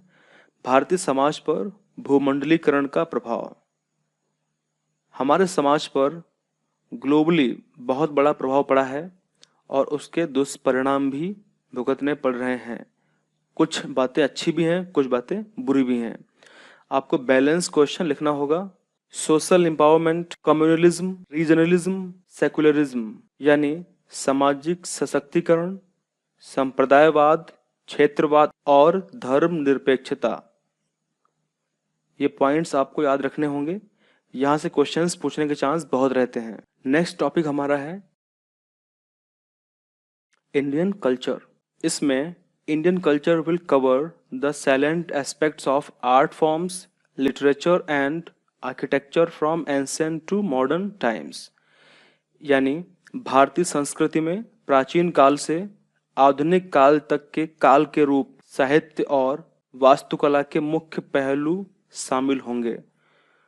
तो इसमें आपको मोटा मोटा हिंट मिल रही है कि आपसे एंशियंट हिस्ट्री से क्वेश्चंस पूछेंगे वो, जिसमें हड़प्पा से लेकर के वैदिक काल और उसके बाद में मौर्यन पीरियड, गुप्ता पीरियड, यहाँ से क्वेश्चंस आने के चांस डेफिनेटली रहते ही रहते हैं। तो हमने हिस्ट्री फिनिश कर ली है कि हिस्ट्री में यूपीएससी ने कौन कौन टॉपिक्स को शामिल किया है। अब हम बात करने वाले हैं ज्योग्राफी की। तो हमने हिस्ट्री में बात फिनिश कर ली कि कौन कौन टॉपिक्स को यूपीएससी ने हिस्ट्री में शामिल किया है। अब हम बात करने वाले हैं ज्योग्राफी में। सबसे पहले salient features of world's physical geography, यानी विश्व के भौतिक भूगोल की मुख्य विशेषताओं के बारे में आपसे क्वेश्चंस पूछे जाएंगे। उसके अलावा डिस्ट्रीब्यूशन ऑफ की natural resources across the world including south Asia and Indian subcontinent, factors responsible for the location of primary, secondary, tertiary sector industrial in various parts of the world including India। इसका मतलब यह है कि विश्व भर के मुख्य प्राकृतिक संसाधनों का वितरण दक्षिण एशिया और भारतीय उपमहाद्वीप को शामिल करते हुए, उसके अतिरिक्त विश्व जिसमें भारत सहित के विभिन्न भागों में प्राथमिक, द्वितीयक और तृतीयक क्षेत्र के उद्योगों को स्थापित करने के लिए जिम्मेदार कारक। तो काफी इंपॉर्टेंट क्लू आपको दिया है यूपीएससी ने। यहाँ से क्वेश्चंस डेफिनेटली आपसे पूछे जाएंगे। इंपॉर्टेंट जियोग्राफिकल फिनोमेना जैसे earthquakes, tsunami, volcanic activity, cyclone, geographical features and their locations, changes in critical geographic features including water bodies and ice caps, and in flora and fauna and the effects of such changes। इसका मतलब यह है कि भूकंप, tsunami, ज्वालामुखी हलचल, चक्रवात आदि जैसे महत्वपूर्ण भूभौतिकी घटनाएं, भौगोलिक विशेषताएं और उनके स्थान, अति महत्वपूर्ण भौगोलिक विशेषताओं, जल स्रोत और हिमावरण सहित और वनस्पति एवं प्राणी जगत में परिवर्तन और इस प्रकार के परिवर्तनों के प्रभाव। तो यहाँ से क्वेश्चंस डेफिनेटली पूछे गए हैं। यूपीएससी ने क्वेश्चन पूछा था कि साइक्लोन का जो नेम है, जैसा हम जानते हैं कि साइक्लोन्स जब इंडिया के आसपास तटीय क्षेत्रों में हिट करते हैं या फिर किसी अदर कंट्री के तटीय भागों में हिट करते हैं, तो उन साइक्लोन्स का, चक्रवात का एक विशेष नाम रखा जाता है। तो यूपीएससी ने पूछा था कि साइक्लोन्स का जो नेम है वो किस आधार पर रखा जाता है। यूपीएससी ने अर्थक्वेक से, सुनामी से कई क्वेश्चंस पूछे हुए हैं, चाहे प्रीलिम्स में या फिर मेंस में। तो आप अच्छे से इसको तैयार करेंगे। तो फ्रेंड्स, ये था पेपर 1 का सिलेबस जो हमने पूरा कर लिया है। और आपको ध्यान रहे कि आपको ये पूरा का पूरा सिलेबस आपके दिमाग में, आपके ब्रेन में, आपके माइंड में सेव होना चाहिए। अगर आप इसको 2 या 3 बार, केवल वीडियोस को अगर आप 2 या 3 बार बार इसको आप देखेंगे तो आपके दिमाग में ये सब छप जाएगा। अगर आप चाहते हैं कि आप इसको पढ़ें तो इसका पीडीएफ मैं टेलीग्राम चैनल पे डाल दूंगा, जिसका लिंक आपको नीचे डिस्क्रिप्शन बॉक्स में मिल जाएगा। बशर्ते आपको ये सिलेबस, पूरा सिलेबस आपको दिमाग में रखना ही रखना होगा। मैं बार बार फोर्स के साथ कह रहा हूँ क्योंकि 98% स्टूडेंट्स जो यूपीएससी की तैयारी करते हैं वो ऐसा नहीं करते हैं। केवल 1 या 2% ऐसे हैं जो यूपीएससी का सबसे पहले सिलेबस दिमाग में सेव करते हैं, जिससे उनको एक दिशा मिलती है कि उनको किस तरफ जाना है, क्या करना है। अन्यथा दिशाहीन तरीके से अगर आप भटकते रहेंगे तो आप अपनी मंजिल तक कभी पहुंच नहीं पाएंगे। तो सबसे पहले आप यूपीएससी का सिलेबस दिमाग में सेव करिए। बीच बीच में मैं क्वेश्चंस पूछता रहूंगा सिलेबस से भी। जीएस पेपर 2 में जैसे ही आप जीएस पेपर 2 का नाम लें तो आपके दिमाग में सबसे पहले governance, constitution, polity, social justice and international relations आना चाहिए। हिंदी में हम बात करते हैं शासन व्यवस्था, संविधान, शासन प्रणाली, सामाजिक न्याय तथा अंतर्राष्ट्रीय संबंध। सबसे पहले आप जीएस पेपर 2 में इन टॉपिक्स को याद करिए कि जीएस पेपर 2 में कौन कौन टॉपिक्स हैं ब्रॉडली। बाकी हम बात करने वाले हैं कि इन टॉपिक्स के अंदर कौन कौन सब टॉपिक्स हैं जो आपको प्रिपेयर करने हैं। देखिए, जीएस पेपर 2 में सबसे इंपॉर्टेंट बात यह है कि इसमें लगभग मोर देन 80% टॉपिक्स वो हैं जो आपको प्रीलिम्स में हेल्प करेंगे, खासकर कॉन्स्टिट्यूशन, पॉलिटी, यहाँ से। तो स्टार्ट करते हैं आज का वीडियो। तो सबसे पहले हम बात करेंगे इंडियन पॉलिटी के बारे में। इसमें इंडियन कॉन्स्टिट्यूशन, हिस्टोरिकल अंडरपिनिंग्स यानी ऐतिहासिक आधार, इवोल्यूशंस विकास, फीचर्स विशेषताएं, अमेंडमेंट्स संशोधन, significant provisions and basic structure महत्वपूर्ण प्रावधान और बुनियादी संरचना। लक्ष्मीकांत की जो किताब है पॉलिटी की, उसमें ये सभी टॉपिक्स आपको मिल जाएंगे। तो आप इन टॉपिक्स को लक्ष्मीकांत से प्रिपेयर कर सकते हैं और विशेष रूप से वहाँ पे जो उसका फर्स्ट चैप्टर है वहाँ पे आपको हिस्टोरिकल अंडरपिनिंग के बारे में जानकारी मिलेगी। एवोल्यूशंस, कैसे हमारा इंडियन कॉन्स्टिट्यूशन का एवोल्यूशन हुआ, कौन कौन से फीचर्स हैं, और हम बात करते हैं अमेंडमेंट्स की। देखिए, अमेंडमेंट्स जो हैं काफ़ी इम्पोर्टेंट हैं, खासकर हमारे आईएएस के एग्ज़ाम के लिहाज से। और कुछ इम्पोर्टेंट अमेंडमेंट्स हैं जो प्रीलिम्स के लिए काफ़ी इम्पोर्टेंट हैं, क्योंकि लगातार क्वेश्चंस वहाँ से पूछे गए हैं और पूछने की उम्मीद रहती है। तो अगर मैं आपको थोड़ा अमेंडमेंट्स के बारे में एक्सप्लेन करूं, तो अमेंडमेंट्स हमारे संविधान के जो पार्ट नंबर 20 है उसमें डिफाइन है। अगर हम आर्टिकल की बात करें तो आर्टिकल 368 में अमेंडमेंट्स की बात की गई है। हम लोग जानते हैं कि हमारा संविधान ना तो फ्लेक्सिबल है, यानी ना तो लचीला है, और ना ही कठोर है, या दोनों का एक मिक्सचर है, यानी मिश्रण है। अब क्वेश्चन आता है कि अमेंडमेंट्स की पावर किसके पास है? तो अमेंडमेंट्स की पावर पार्लियामेंट के पास में है। पार्लियामेंट क्या है? पार्लियामेंट लोकसभा, राज्यसभा और राष्ट्रपति से मिलकर के बनती है। अब यहाँ पे क्वेश्चन निकल के आता है कि क्या पार्लियामेंट के पास में इतनी पावर है कि वो हमारे संविधान के किसी भी पार्ट में, संविधान के किसी भी स्ट्रक्चर में अमेंडमेंट कर सकती है? तो इसका आंसर है नो। पार्लियामेंट पूरे संविधान को अमेंडमेंट नहीं कर सकती है, कुछ एक्सेप्शंस हैं। मैं चाहता हूं कि आप कमेंट में मुझे बताएं कि वो कौन सा ऐसा केस हुआ था जिस केस में सुप्रीम कोर्ट ने ये रूल किया था कि पार्लियामेंट इस चीज के ऊपर अमेंडमेंट नहीं कर सकती है।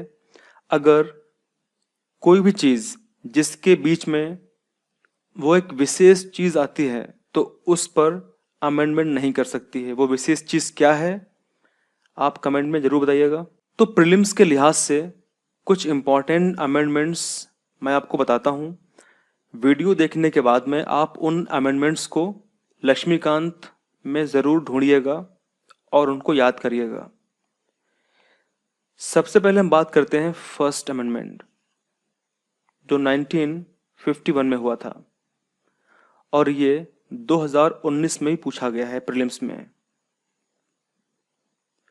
उसके बाद में 10th अमेंडमेंट जो 1961 में हुआ था। उसके बाद में 12th अमेंडमेंट 1962 में हुआ था। 13th अमेंडमेंट 1962 में हुआ था।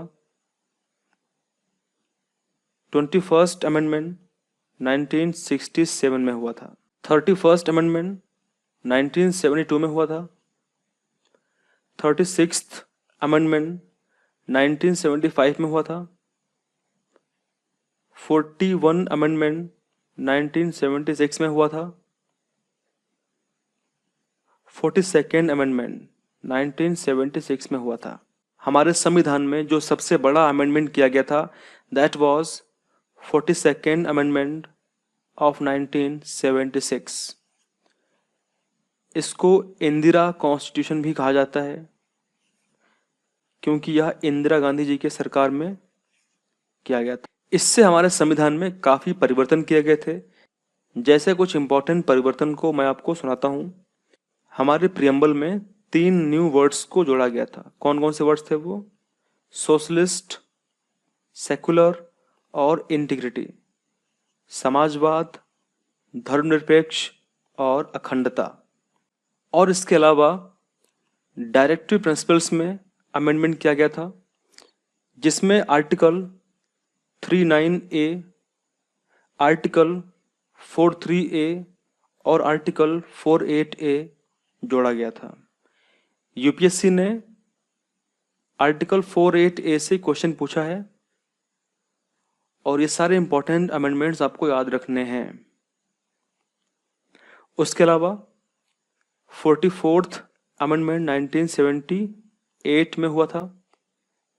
उसके अलावा 52 अमेंडमेंट,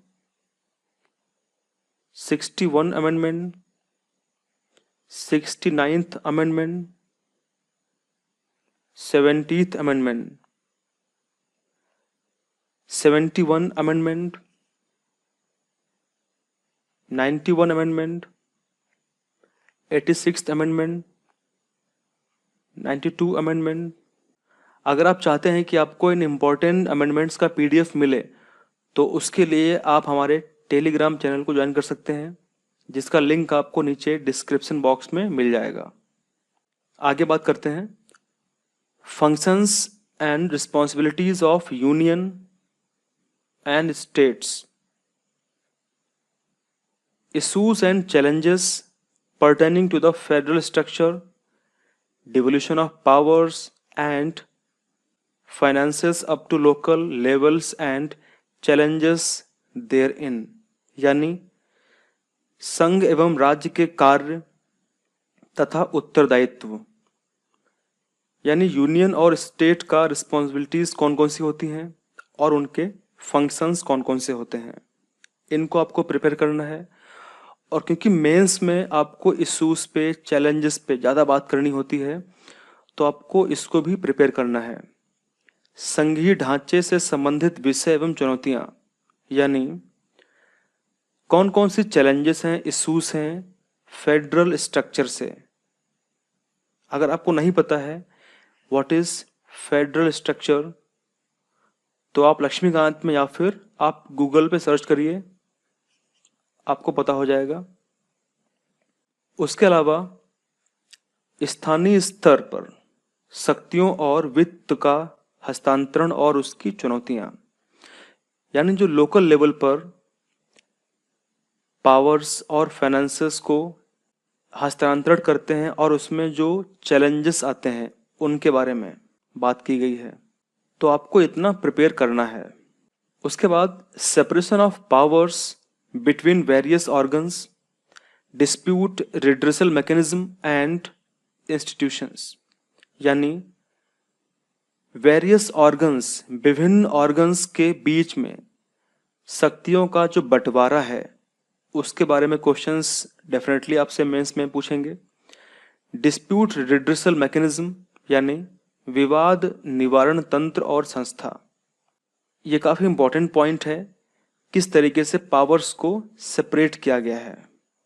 जैसे कौन कौन सी पावर्स पार्लियामेंट के पास में है, कौन कौन सी पावर्स जुडिशरी के पास में है। Comparison of Indian constitutional scheme with that of other countries, यानी भारतीय संवैधानिक योजना की अन्य देशों के साथ में तुलना। काफी इंपॉर्टेंट है ये मेंस के लिहाज से। Parliament and state legislature structure, functioning, conduct of business, powers and privilege and issues arising out of these, यानी संसद और राज्य विधायिका, उनका जो संरचना स्ट्रक्चर है, कार्य है, और किस तरीके से कार्य संचालन होता है, कंडक्ट ऑफ बिजनेस होता है, शक्तियां क्या क्या हैं और विशेषाधिकार कौन कौन से हैं, उनसे उत्पन्न होने वाले सब्जेक्ट्स, इश्यूज, विषय के बारे में। देखिए पार्लियामेंट से क्वेश्चंस हमेशा आने के चांस रहते हैं, चाहे प्री हो या फिर मेंस हो, और इंटरव्यू में भी क्वेश्चंस आपसे पूछे जा सकते हैं। तो जब भी आप पढ़ें पार्लियामेंट तो आप तुरंत पढ़ें स्टेट लेजिस्लेचर के बारे में। हालांकि ये उतना इम्पोर्टेंट नहीं है प्रीलिम्स के लिहाज से, लेकिन दोनों के functions, structure, conduct of business, power, privilege, इनको कंपेयर करके हम पढ़ेंगे तो हमारे दिमाग में इजीली बैठ जाएगा। पार्लियामेंट बहुत ही इंपॉर्टेंट चैप्टर है। उसके बाद structure, organisation and functioning of executive and the judiciary. यहाँ पे दो वर्ड सामने आए हैं, एग्जीक्यूटिव और जुडिशरी। इन दोनों में डिफरेंस क्या होता है? सबसे पहले आप एग्जीक्यूटिव और जुडिशरी को गूगल कर सकते हैं या फिर लक्ष्मीकांत में इसको आप ढूंढ सकते हैं कि दोनों में डिफरेंस क्या होता है। अगर आज मैं इसको डिफाइन करूंगा दोनों को तो it will take more time, क्योंकि हमारा आज का एजेंडा है, आज हम जीएस पेपर 2 को डिस्कस कर रहे हैं, विशेष रूप से सिलेबस कि क्या क्या सिलेबस में डिफाइन किया गया है यूपीएससी के द्वारा। तो इसीलिए ये आपको स्वयं करना होगा। उसके अलावा ministries and departments of government, pressure groups बहुत इंपॉर्टेंट है प्री के लिहाज से एंड ऑल्सो मेंस क्वेश्चंस पूछे गए यहाँ से। And formal informal associations and their role in polity, यानी कार्यपालिका और न्यायपालिका। एग्जीक्यूटिव को हम कहते हैं कार्यपालिका और जुडिशरी को हम कहते हैं न्यायपालिका। इनकी संरचना क्या है, इनका संगठन क्या है, और कार्य सरकार के मंत्रालय एवं विभाग क्या हैं। प्रभावक समूह यानी प्रेशर ग्रुप्स और औपचारिक अनौपचारिक संघ तथा शासन प्रणाली में उनकी भूमिका क्या है। काफी इंपॉर्टेंट है, आपको बहुत दिमाग खपाना पड़ेगा जब आप सर्च करेंगे इन पॉइंट्स को। आगे salient features of representation of people's act, very very important, बहुत इंपॉर्टेंट है। इस पे आप एक ऐसे नोट बना के रख लीजिए और इसको रिवाइज करते रहिए। यानी जन प्रतिनिधित्व अधिनियम की मुख्य विशेषताएं। आज आपको मैं एक बहुत ही इंपॉर्टेंट चीज बताने वाला हूं। आप सोच रहे होंगे कि ये सिलेबस कैसे पूरा होगा, कैसे फिनिश होगा।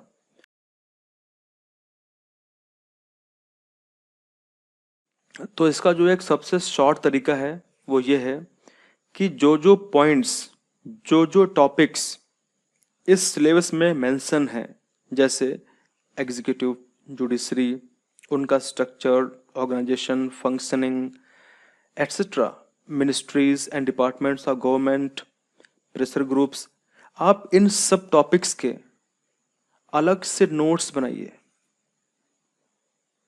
इससे क्या होगा, आप सिलेबस टू सिलेबस प्रिपरेशन करेंगे, इससे आपका टाइम ज़्यादा किल नहीं होगा। ओके, और इससे आप जल्दी अपने पूरे मेंस के सिलेबस को पूरा कर लेंगे और ये सब करने में आपको बहुत ज़्यादा प्रीलिम्स में हेल्प होगी। तो आप इस तरीके से अपने जीएस पेपर 1 को, 2 को, 3 को तैयार कर सकते हैं। अगर आप ऐसा करेंगे तो डेफिनेटली आपको फायदा होगा। चलिए हम आगे बात करते हैं। Appointments to various constitutional posts, powers, functions and responsibilities of various constitutional bodies. यानी यहाँ पे काफ़ी इंपॉर्टेंट पॉइंट आपके सामने यूपीएससी ने दिए हैं और बोला है कि बच्चे प्रीलिम्स में और मेंस में यहाँ से क्वेश्चंस डेफिनेटली मैं पूछूंगा। ओके, जैसे वेरियस कॉन्स्टिट्यूशनल पोस्ट पर, विभिन्न प्रकार के संवैधानिक पदों पर जो अपॉइंटमेंट्स होती है वो कैसे होती है और उसकी प्रक्रिया क्या है, कौन अपॉइंटमेंट करता है। दूसरा, उन संवैधानिक पदों का पावर क्या है, फंक्शनिंग क्या है, उनकी रिस्पॉन्सिबिलिटीज़ क्या हैं, और जो वेरियस कॉन्स्टिट्यूशनल बॉडीज़ हैं उनके फंक्शंस, रिस्पॉन्सिबिलिटीज़ कौन कौन सी हैं। जैसे मैं आपको अगर बोलूं, जैसे फॉर एग्जांपल कैग कैसा बॉडी है, क्या ये संवैधानिक बॉडी या फिर गैर संवैधानिक निकाय है। अगर मैं आपसे बोलूं अटॉर्नी जनरल, ये कैसी बॉडी है, संवैधानिक या गैर संवैधानिक। अगर मैं आपसे बोलूं फाइनेंस कमीशन कैसी बॉडी है या फिर इलेक्शन कमीशन कैसी बॉडी है, तो आपको इन सारे बॉडीज़ को जो विशेष रूप से संवैधानिक हैं, कॉन्स्टिट्यूशनल बॉडीज़ हैं, इनको आप डेफिनेटली तैयार करेंगे, इनके नोट्स बनाएंगे, उससे आपको फ़ायदा होगा। कुछ लोग वीडियो देखते देखते सो गए होंगे या फिर कुछ लोगों ने वीडियो यहाँ तक देखा ही नहीं होगा, उन लोगों ने वीडियो बंद कर दिया होगा। यार आईएएस अगर बनना है तो उसके लिए थोड़ा हार्डवर्क तो करना पड़ेगा। और हमारे गांव में कहावत है कि जो सोवत है वो खोवत है, जो जागत है वो पावत है। तो जागते रहो तो आपको मिलेगा, और खाली जागने से काम नहीं चलेगा। अगर आप जागते रहेंगे और आप एंजॉय करते रहेंगे, मजे करते रहेंगे, तो आपको फिर भैया फल नहीं मिलने वाला है। जागते रहिए और साथों साथ मेहनत करते रहिए। आपका जो टारगेट है, लक्ष्य है, उससे मत भटकिए। उससे अगर आप भटकेंगे तो फिर भटकन तो बहुत बड़ी है। देखिए, एक विद्यार्थी के अंदर कुछ विशेष बातें होती हैं, उन बातों को विद्यार्थी में होना बहुत जरूरी है। जैसे काक चेष्टा बको ध्यानम, स्वान निद्रा तथैव च, अल्पहारी गृह त्यागी विद्यार्थी पंच लक्षणम। यानी काक चेष्टा का मतलब होता है कि कौवे की तरह उसकी चेष्टा होनी चाहिए और बगुले की तरह उसका ध्यान होना चाहिए। जिस तरीके से बगुला तालाब में खड़ा होकर के केवल पानी के भीतर तैरती हुई मछली को निहारता रहता है, आसपास कोई ट्रैफिक हो, कोई कुछ भी चिल्लाए, लेकिन बगुले का ध्यान नहीं भटकता है, उसी प्रकार एक विद्यार्थी का ध्यान अपने टारगेट से नहीं भटकता है, तो डेफिनेटली वो सक्सेस पाएगा। तीसरा है स्वान निद्रा। स्वान का मतलब कुत्ता होता है, तो स्वान निद्रा कुत्ते की तरह नींद होनी चाहिए। यानी जैसे ही कोई आवाज आई तो तुरंत कुत्ता जग जाता है, वैसा इंसान को बनना पड़ेगा। अल्पहारी, भोजन कम करना है।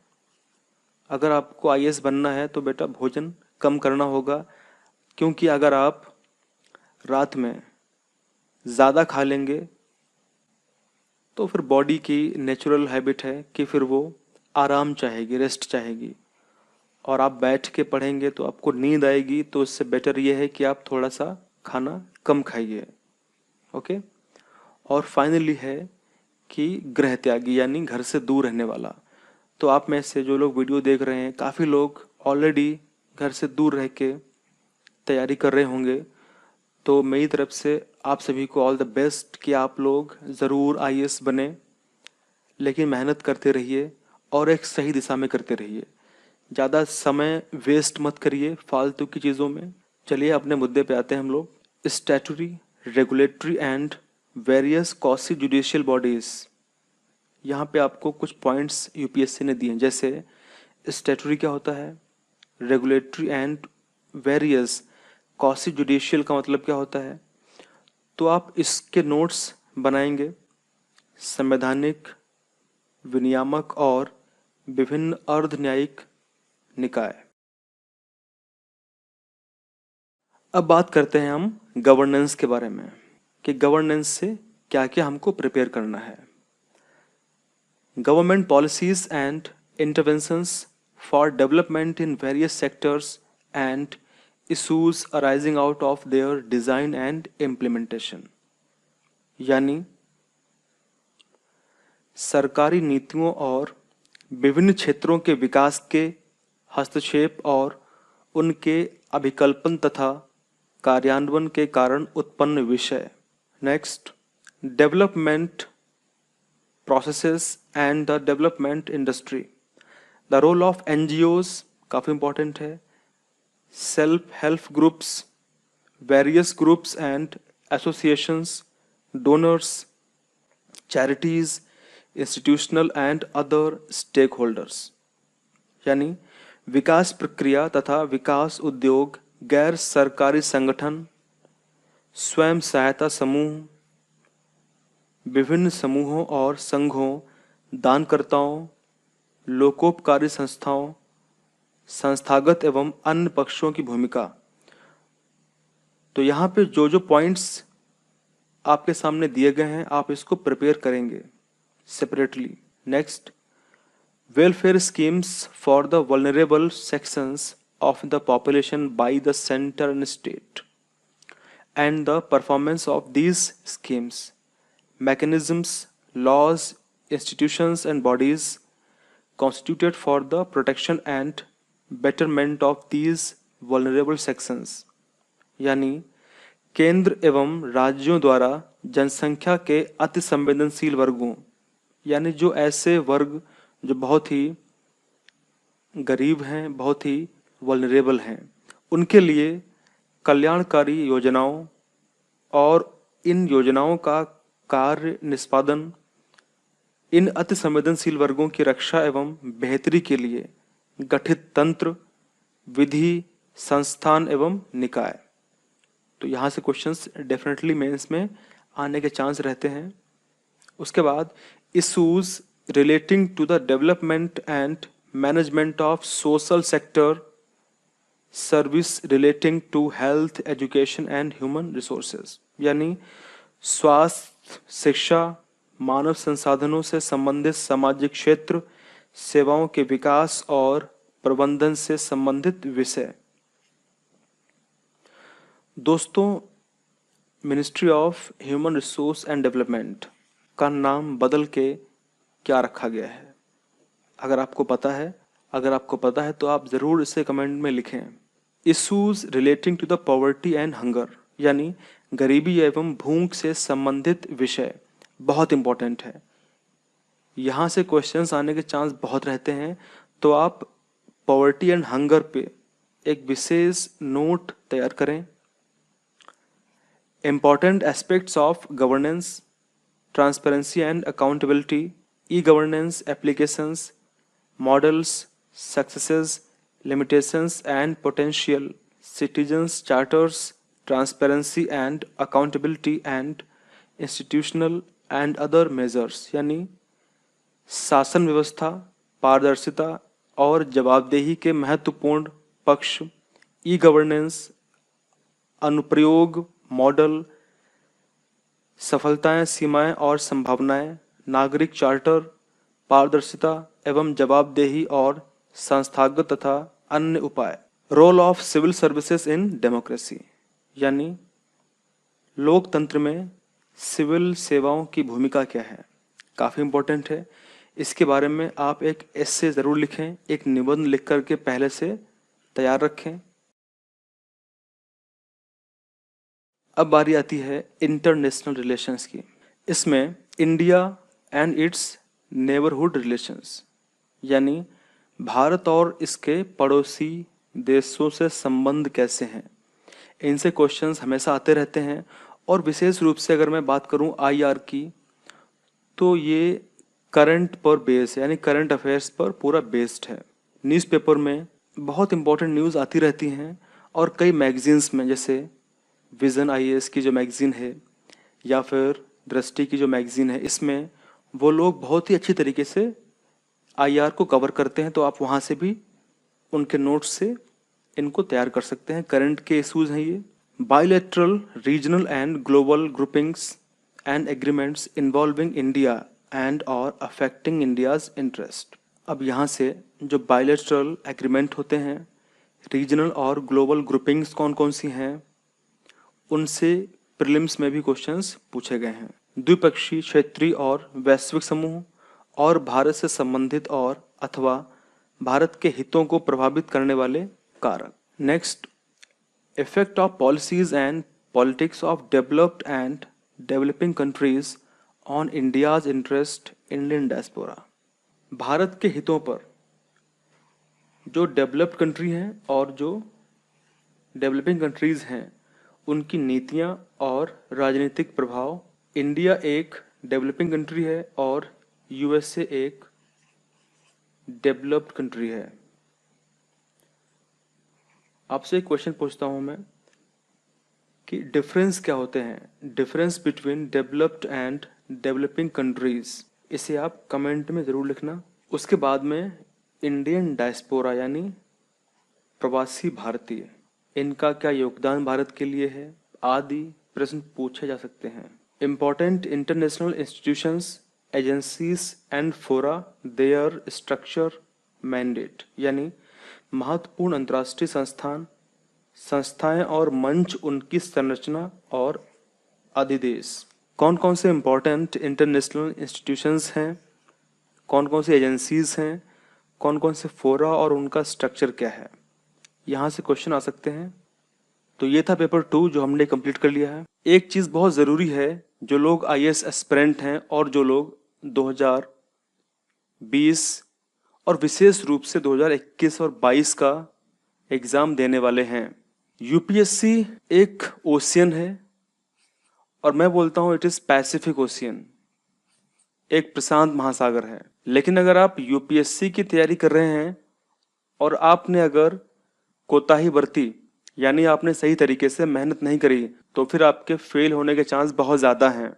तो आज के वीडियो में हम जानेंगे किस तरीके से जीएस पेपर 3 को कंप्लीट किया जाए और एक बेस्ट स्ट्रेटजी क्या है कंप्लीट करने की। तो चलिए स्टार्ट करते हैं।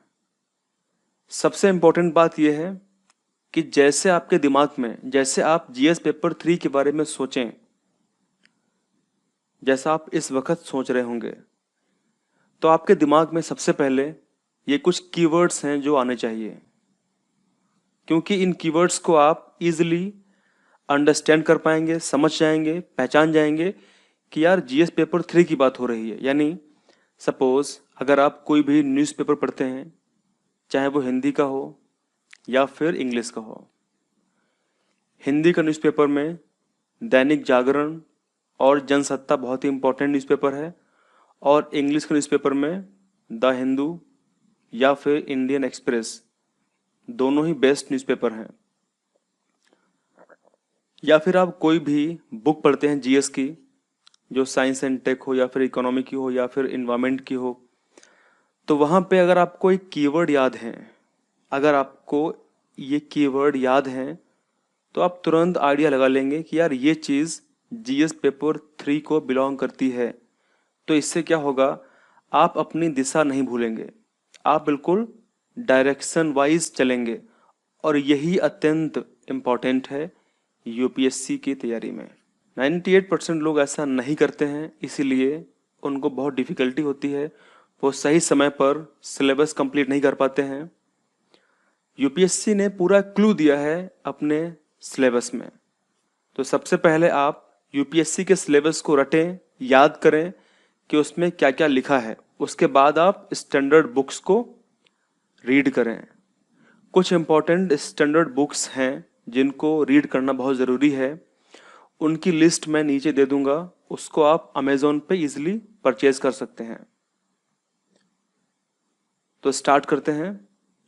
जीएस पेपर 3 में technology, economic development, biodiversity, environment, security and disaster management, ये कीवर्ड है। यानी प्रौद्योगिकी, आर्थिक विकास, जैव विविधता, पर्यावरण, सुरक्षा तथा आपदा प्रबंधन, ये कीवर्ड हैं जो आपको याद करने हैं पेपर 3 में। अब जानते हैं कि इसके सिलेबस में क्या क्या डिफाइन है, क्या क्या मेंशन है। तो सबसे पहले हम बात करने वाले हैं इकोनॉमिक डेवलपमेंट की। इसमें Indian economy and issues relating to the planning, mobilisation of resources, growth, development and employment, इसमें भारतीय अर्थव्यवस्था तथा योजना, संसाधनों को जुटाने, प्रगति, विकास तथा रोजगार से संबंधित विषय आपसे मेंस में पूछे जाएंगे। Inclusive growth and issues arising from it, यानी समावेशी विकास तथा इससे उत्पन्न विषय।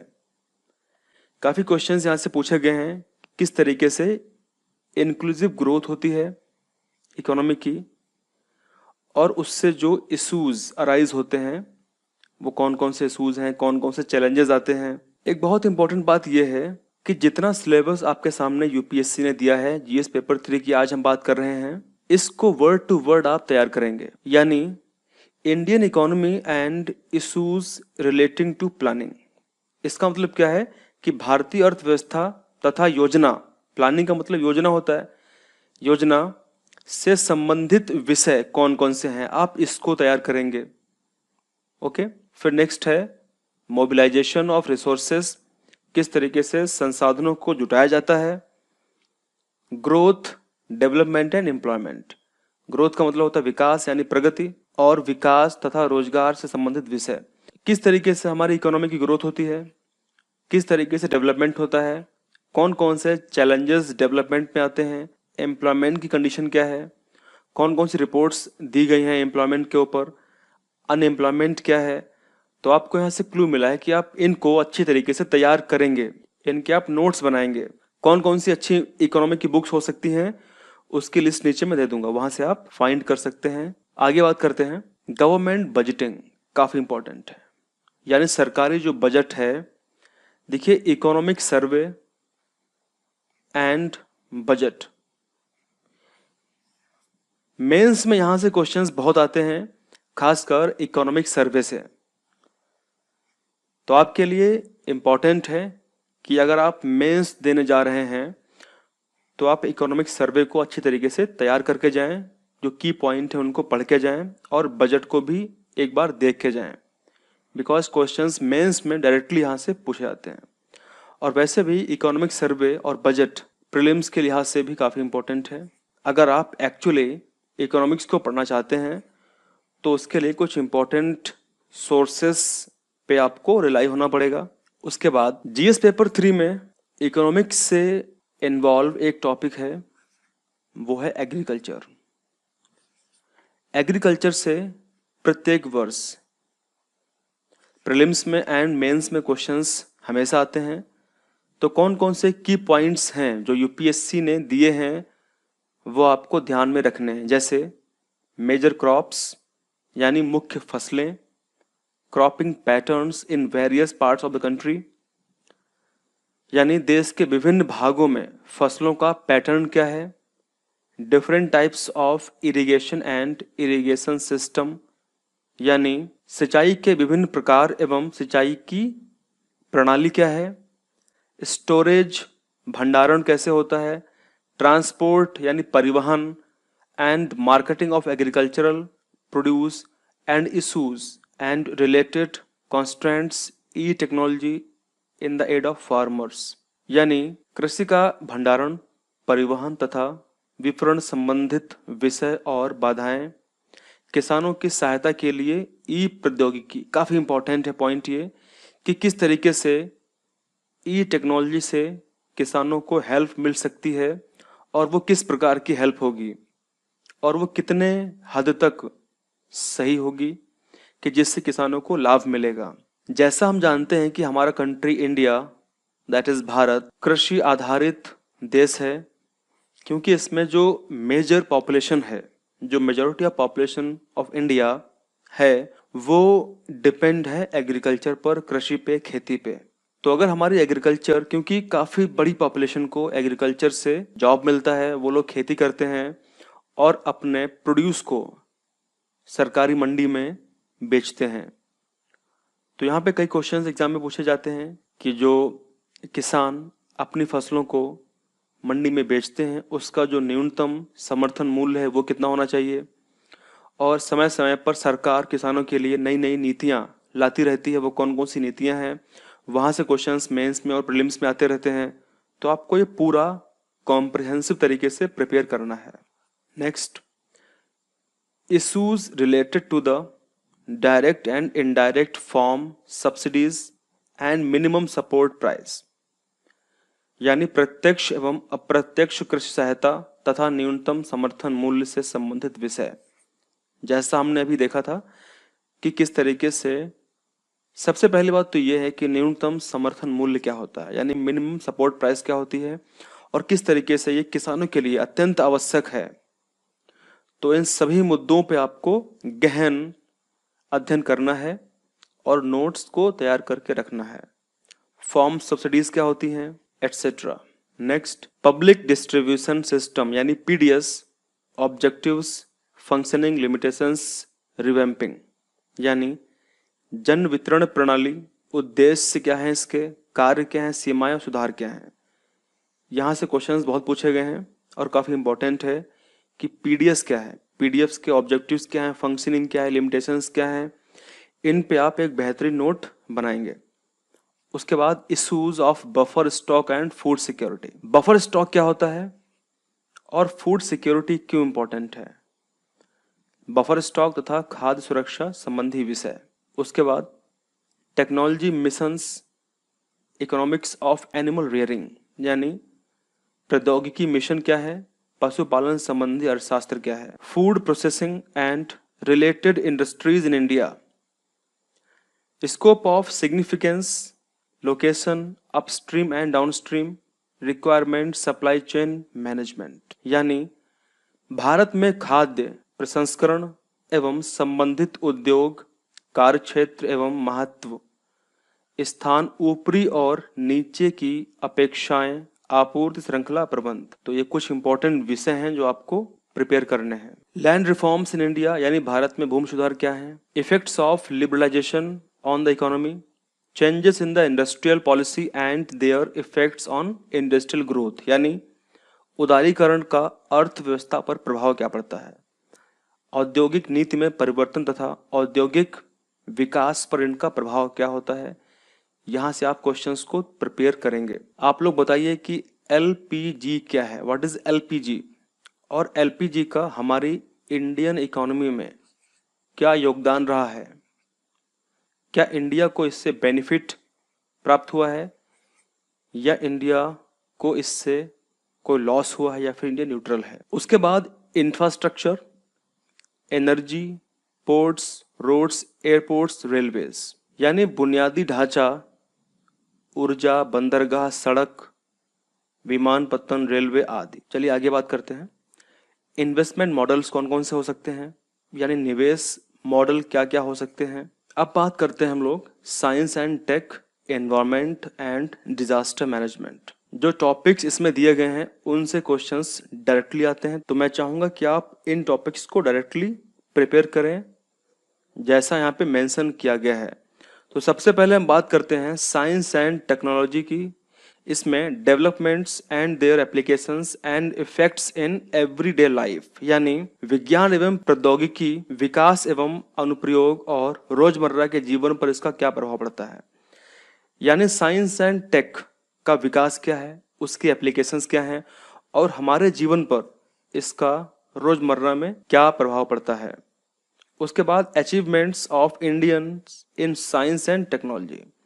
यहाँ से क्वेश्चंस डेफिनेटली पूछे ही जाएंगे आपसे, यानी विज्ञान और प्रौद्योगिकी में भारतीयों की उपलब्धियां क्या रही, यानी हमारे इंडियन साइंटिस्ट ने किस तरीके से साइंस एंड टेक में अपना योगदान दिया है।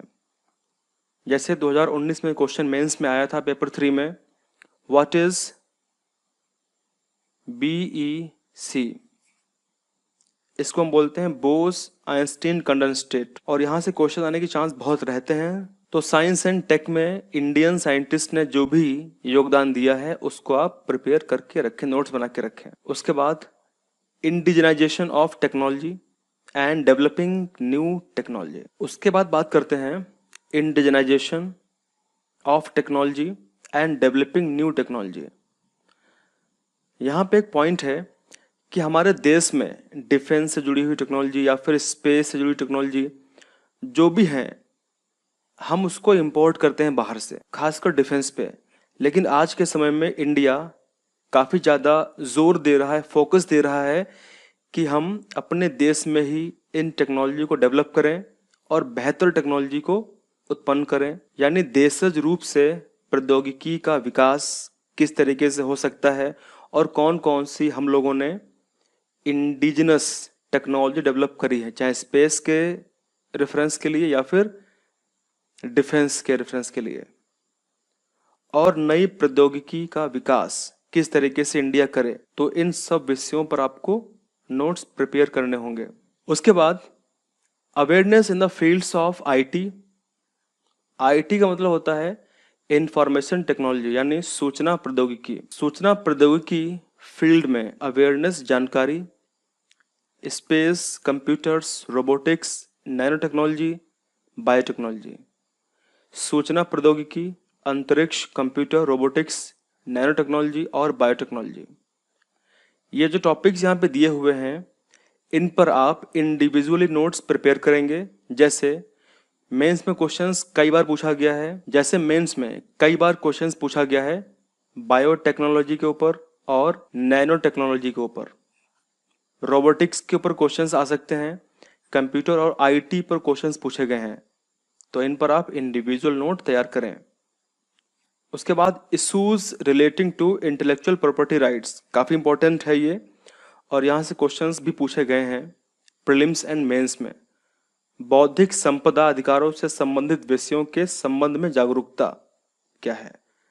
अगर मैं आपसे पूछूं what is intellectual property rights, जिसको हम आईपीआर कहते हैं, क्या है ये, क्या आपको पता है? चलिए, यहाँ से आपको एक क्लू मिल रहा है कि आप इस वीडियो को देखने के बाद में ज़रूर सर्च करेंगे गूगल पे कि आईपीआर क्या होता है। यूट्यूब पर कुछ वीडियोस में अपलोड करूंगा जिसमें आईपीआर के बारे में विशेष चर्चा करूंगा और विशेष नोट्स भी आपको मैं प्रोवाइड कराऊंगा। उसके बाद डिजास्टर एंड डिजास्टर मैनेजमेंट, आपदा और आपदा का प्रबंधन किस तरीके से किया जाता है, कौन कौन से चैलेंजेस, इशूज आते हैं जब हम मैनेजमेंट करते हैं डिजास्टर का, इस पर आपको नोट्स प्रिपेयर करने होंगे। उसके बाद कंजर्वेशन यानी संरक्षण, इन्वायरमेंटल पोल्यूशन यानी पर्यावरण प्रदूषण, and degradation, environmental impact assessment यानी क्षरण, दैट मीन्स डिग्रेडेशन, और पर्यावरण प्रभाव का आकलन, किस तरीके से एनवायरमेंट का इम्पैक्ट का असेसमेंट किया जाता है। ये काफ़ी इंपॉर्टेंट टॉपिक है, यहाँ से क्वेश्चंस बहुत पूछे गए हैं प्रीलिम्स एंड मेंस में। अब बात करते हैं हम इंटरनल सिक्योरिटी की। इसमें जो सिलेबस दिया है यूपीएससी ने, that is linkage between development and spread of extremism, यानी विकास और फैलते उग्रवाद के बीच संबंध।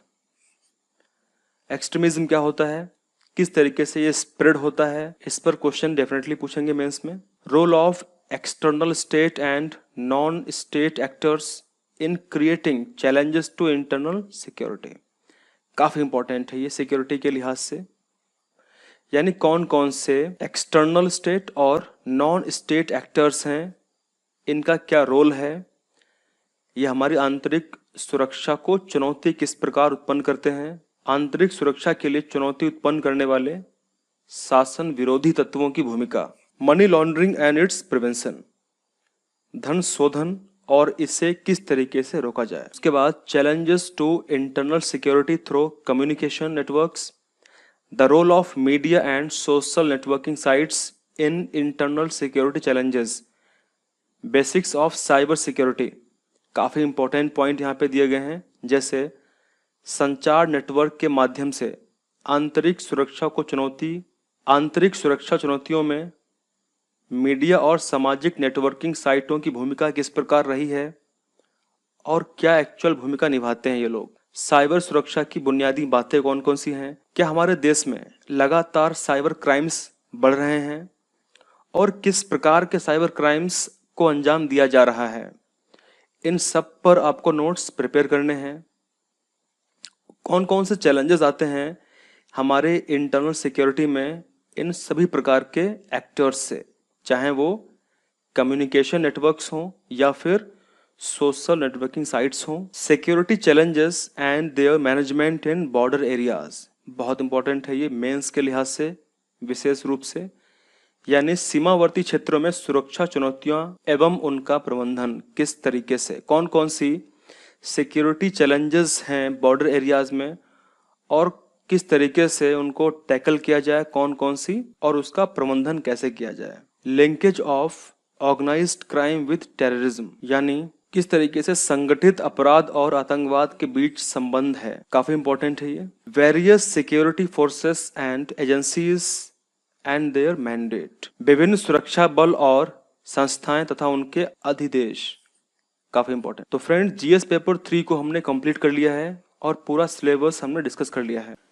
List of optional subjects for main examination, मुख्य परीक्षा के लिए वैकल्पिक विषय की सूची। इस सूची में जो वैकल्पिक विषय दिए गए हैं उसमें से विद्यार्थी अपने इंटरेस्ट के हिसाब से कोई एक ऑप्शनल चूज करके और उसमें उस व्यक्ति को 2 पेपर देने होंगे, पेपर 1 और पेपर 2। कौन कौन से ऑप्शनल सब्जेक्ट दिए गए हैं यूपीएससी द्वारा, बात करते हैं। Agriculture, animal husbandry and veterinary science, anthropology, botany, chemistry, civil engineering, commerce and accountancy, economics, electrical engineering, geography, geology, history, law, management, mathematics, mechanical engineering, medical science, philosophy, physics, political science and international relation, psychology, public administration, sociology, statistics, geology, literature of any one of the following languages, यानी जो languages दी गई उनमें से कोई एक select करके उसका literature का एज ए ऑप्शनल चूज किया जा सकता है। तो ये थे लिस्ट ऑफ ऑप्शनल सब्जेक्ट। अब हम बात करते हैं कि कौन कौन से ऑप्शनल को बेस्ट ऑप्शनल माना जाता है।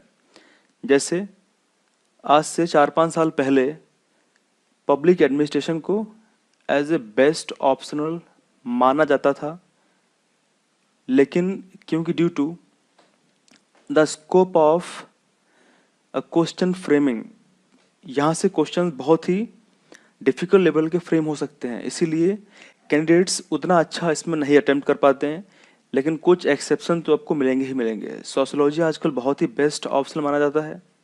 जूलॉजी, जो लोग साइंस बैकग्राउंड के हैं और खासकर जो लोग बायोलॉजी वर्ग के हैं उनके लिए जूलॉजी बेस्ट ऑप्शन हो सकता है। अगर आपने बीएससी जूलॉजी से करी है तो आपके लिए जूलॉजी बेस्ट ऑप्शनल हो सकता है।